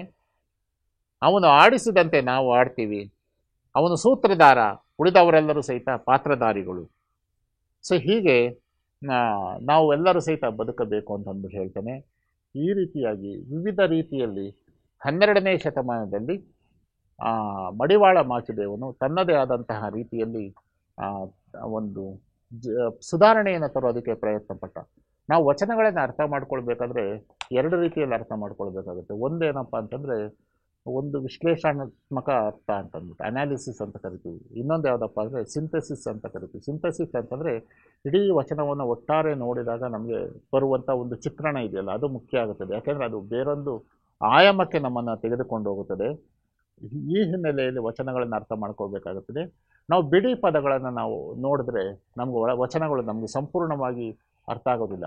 ಒಟ್ಟಾರೆ ಈ ವಚನಗಳಲ್ಲಿ ಮಡಿವಾಳ ಮಾಚಿದೇವನ ವಚನ ಏನು ಹೇಳುತ್ತೆ ಅಂತಂದರೆ, ನಮಗೆ ಶಿವನೇ ನಮಗೆ ಎಲ್ಲವೂ ಸಹಿತ, ಅವನ ಅಧೀನದಲ್ಲಿ ನಾವಿರ್ತೀವಿ, ಅವನು ಆಡಿಸಿದಂತೆ ನಾವು ಆಡ್ತೀವಿ ಅಂತಂದ್ಬಿಟ್ಟು. ಶೇಕ್ಸ್ಪಿಯರ್ನ ಒಂದು ಮಾತಿದೆ, ಇಡೀ ಜಗತ್ತು ಒಂದು ವೇದಿಕೆ, ಇಲ್ಲಿ ಗಂಡು ಹೆಣ್ಣುಗಳೆಲ್ಲರೂ ಸಹಿತ ಪಾತ್ರಧಾರಿಗಳು, ಅವನು ಸೂತ್ರಧಾರ ಆಡಿಸಿದಂತೆ ನಾವಿಲ್ಲಿ ಆಡಬೇಕಾಗತ್ತೆ. ಸೊ ನಾವು ಸನ್ಮಾರ್ಗದಲ್ಲಿ ನಡೆಯುವುದರ ಮೂಲಕ ಮುಕ್ತಿಯನ್ನು ಗಳಿಸಿಕೊಳ್ಳಬಹುದು ಎನ್ನುವುದು ಮಡಿವಾಳ ಮಾಚಿದೇವರ ಒಂದು ಸಂದೇಶವಾಗಿದೆ. ಅದನ್ನು ನಾನು ಇಷ್ಟೊತ್ತು ಸಹಿತ ತಮ್ಮ ಮುಂದೆ ಹೇಳೋದಕ್ಕೆ ಪ್ರಯತ್ನ ಪಟ್ಟಿದ್ದೇನೆ. ನನ್ನಲ್ಲಿ ಏನಾದರೂ ಸಹಿತ ತಪ್ಪುಗಳಿದ್ದರಲ್ಲಿ ದಯವಿಟ್ಟು ಕ್ಷಮಿಸಬೇಕು, ಮೊದಲನೇದಾಗಿ. ಎರಡನೇದಾಗಿ ಏನಪ್ಪ ಅಂದರೆ, ಈ ಒಂದು ಉಪನ್ಯಾಸ ಕೊಡೋದಕ್ಕೆ ಅವಕಾಶ ಮಾಡಿಕೊಟ್ಟಂತಹ ಬಸವ ಸಮಿತಿಯ ಅಧ್ಯಕ್ಷರಾದಂತಹ ಸನ್ಮಾನ್ಯ ಅರವಿಂದ್ ಜತ್ತಿಯವರಿಗೆ ನಾನು ಶರಣಾರ್ಥಿ ನಮಸ್ಕಾರಗಳು. ಹಾಗೆ ಜಾಲವಾಡಿ ಸರ್ ಅವ್ರಿಗೂ ಸಹಿತ ನಾನು ಶರಣಾರ್ಥಿ ಮತ್ತು ನಮಸ್ಕಾರಗಳು. ಮತ್ತು ಹರೀಶ್ ಅವ್ರಿಗೂ ಸಹಿತ ನಾನು ಶರಣಾರ್ಥಿ ಮತ್ತು ನಮಸ್ಕಾರಗಳು. ನನ್ನ ಉಪನ್ಯಾಸವನ್ನು ಇಲ್ಲಿಗೆ ನಾನು ನಿಲ್ಲಿಸ್ತಾ ಇದ್ದೀನಿ. ಧನ್ಯವಾದಗಳು. ಬಸವ ಬಸವ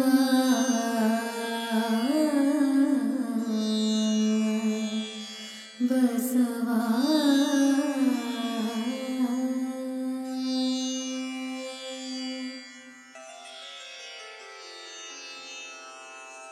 ಹರ ಬಸವಾಯ ನಮಃ, ಪ್ರಭು ಬಸವಾಯ ನಮಃ, ಗುರು ಬಸವಾಯ ನಮಃ, ಲಿಂಗ ಬಸವಾಯ ನಮಃ, ಜಂಗಮ ಬಸವಾಯ ನಮಃ, ಭಸ್ಮ ಬಸವಾಯ ನಮಃ, ರುದ್ರಾಕ್ಷಿ ಬಸವಾಯ ನಮಃ, ಮಂತ್ರ ಬಸವಾಯ ನಮಃ, ಪಾದೋದಕ बसवाय नमः प्रसाद बसवाय नमः चिन्निधि बसवाय नमः चिन्नाद बसवाय नमः चिद्बिन्दु बसवाय नमः चित्कल बसवाय नमः चिदङ्ग बसवाय नमः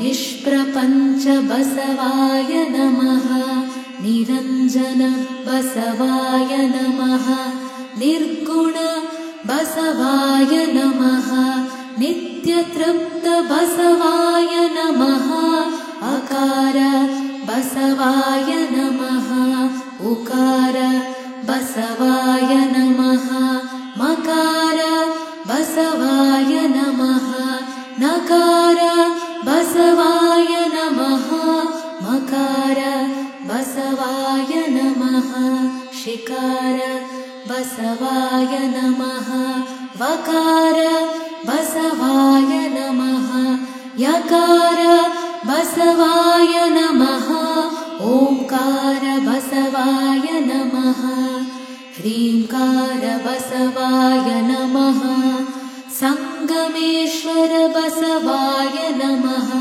प्रत्यक्ष कपिल सिद्ध मल्लिकार्जुन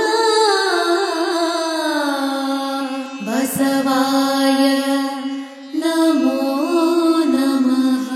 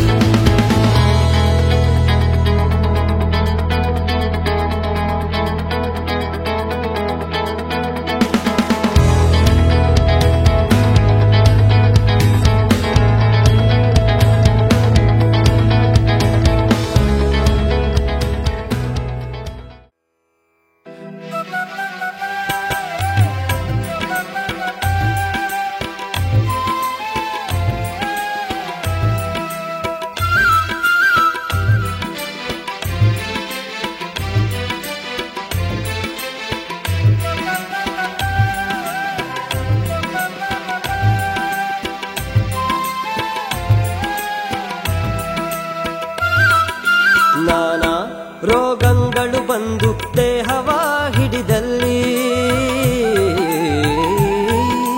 ನಾನಾ ರೋಗಗಳು ಬಂದು ದೇಹವ ಹಿಡಿದಲ್ಲಿ ಶಿವಾರ್ಚನೆಯ ಬೆರೆಕೊಳ್ಳಿ ಶಿವಾರ್ಚನೆಯ ಬೆರೆಕೊಳ್ಳಿ ಶಿವಾರ್ಚನೆಯ ಬೆರೆಕೊಳ್ಳಿ ಶಿವಾರ್ಚನೆಯ ಬೆರೆಕೊಳ್ಳಿ ಸಕಲ ಪುಷ್ಪಗಳಿಂದ ಪೂಜೆಯ ಮಾಡಿಕೊಳ್ಳಿ ಸಕಲ ಪುಷ್ಪಗಳಿಂದ ಪೂಜೆಯ ಮಾಡಿಕೊಳ್ಳಿ ಪೂಜೆಯ ಮಾಡಿಕೊಳ್ಳಿ ಪೂಜೆಯ ಮಾಡಿಕೊಳ್ಳಿ ನಾನಾ ರೋಗಗಳು ಬಂದು ದೇಹವ ಹಿಡಿದಲ್ಲಿ ಶಿವಾರ್ಚನೆಯ ಬೆರೆಕೊಳ್ಳಿ ಶಿವಾರ್ಚನೆಯ ಬೆರೆಕೊಳ್ಳಿ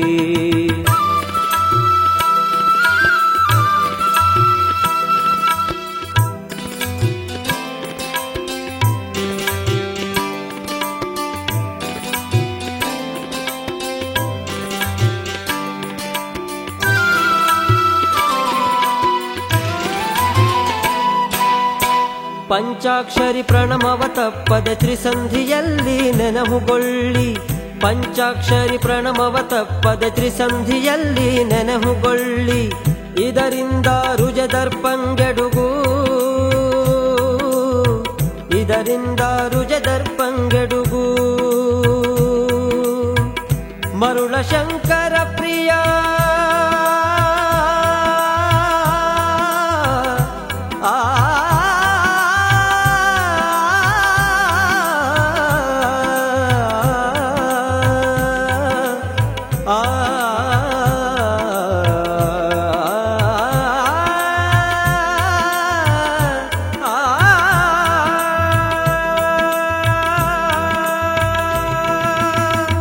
ಮರುಳ ಶಂಕರ ಪ್ರಿಯ ಸಿದ್ಧರಾಮೇಶ್ವರ ಲಿಂಗ ಸಾಕ್ಷಿಯಾಗಿ, ಸಿದ್ಧರಾಮೇಶ್ವರ ಲಿಂಗ ಸಾಕ್ಷಿಯಾಗಿ, ಸಿದ್ಧರಾಮೇಶ್ವರ ಲಿಂಗ ಸಾಕ್ಷಿಯಾಗಿ. ನಾನಾ ರೋಗಗಳು ಬಂದು ದೇಹವ ಹಿಡಿದಲ್ಲಿ ಶಿವಾರ್ಚನೆಯ ಬೆರಕೊಳ್ಳಿ, ಶಿವಾರ್ಚನೆಯ ಬೆರಕೊಳ್ಳಿ, ಶಿವಾರ್ಚನೆಯ ಬೆರಕೊಳ್ಳಿ, ಶಿವಾರ್ಚನೆಯ ಬೆರಕೊಳ್ಳಿ, ಶಿವಾರ್ಚನೆಯ ಬೆರಕೊಳ್ಳಿ, ಶಿವಾರ್ಚನೆಯ ಬೆರಕೊಳ್ಳಿ.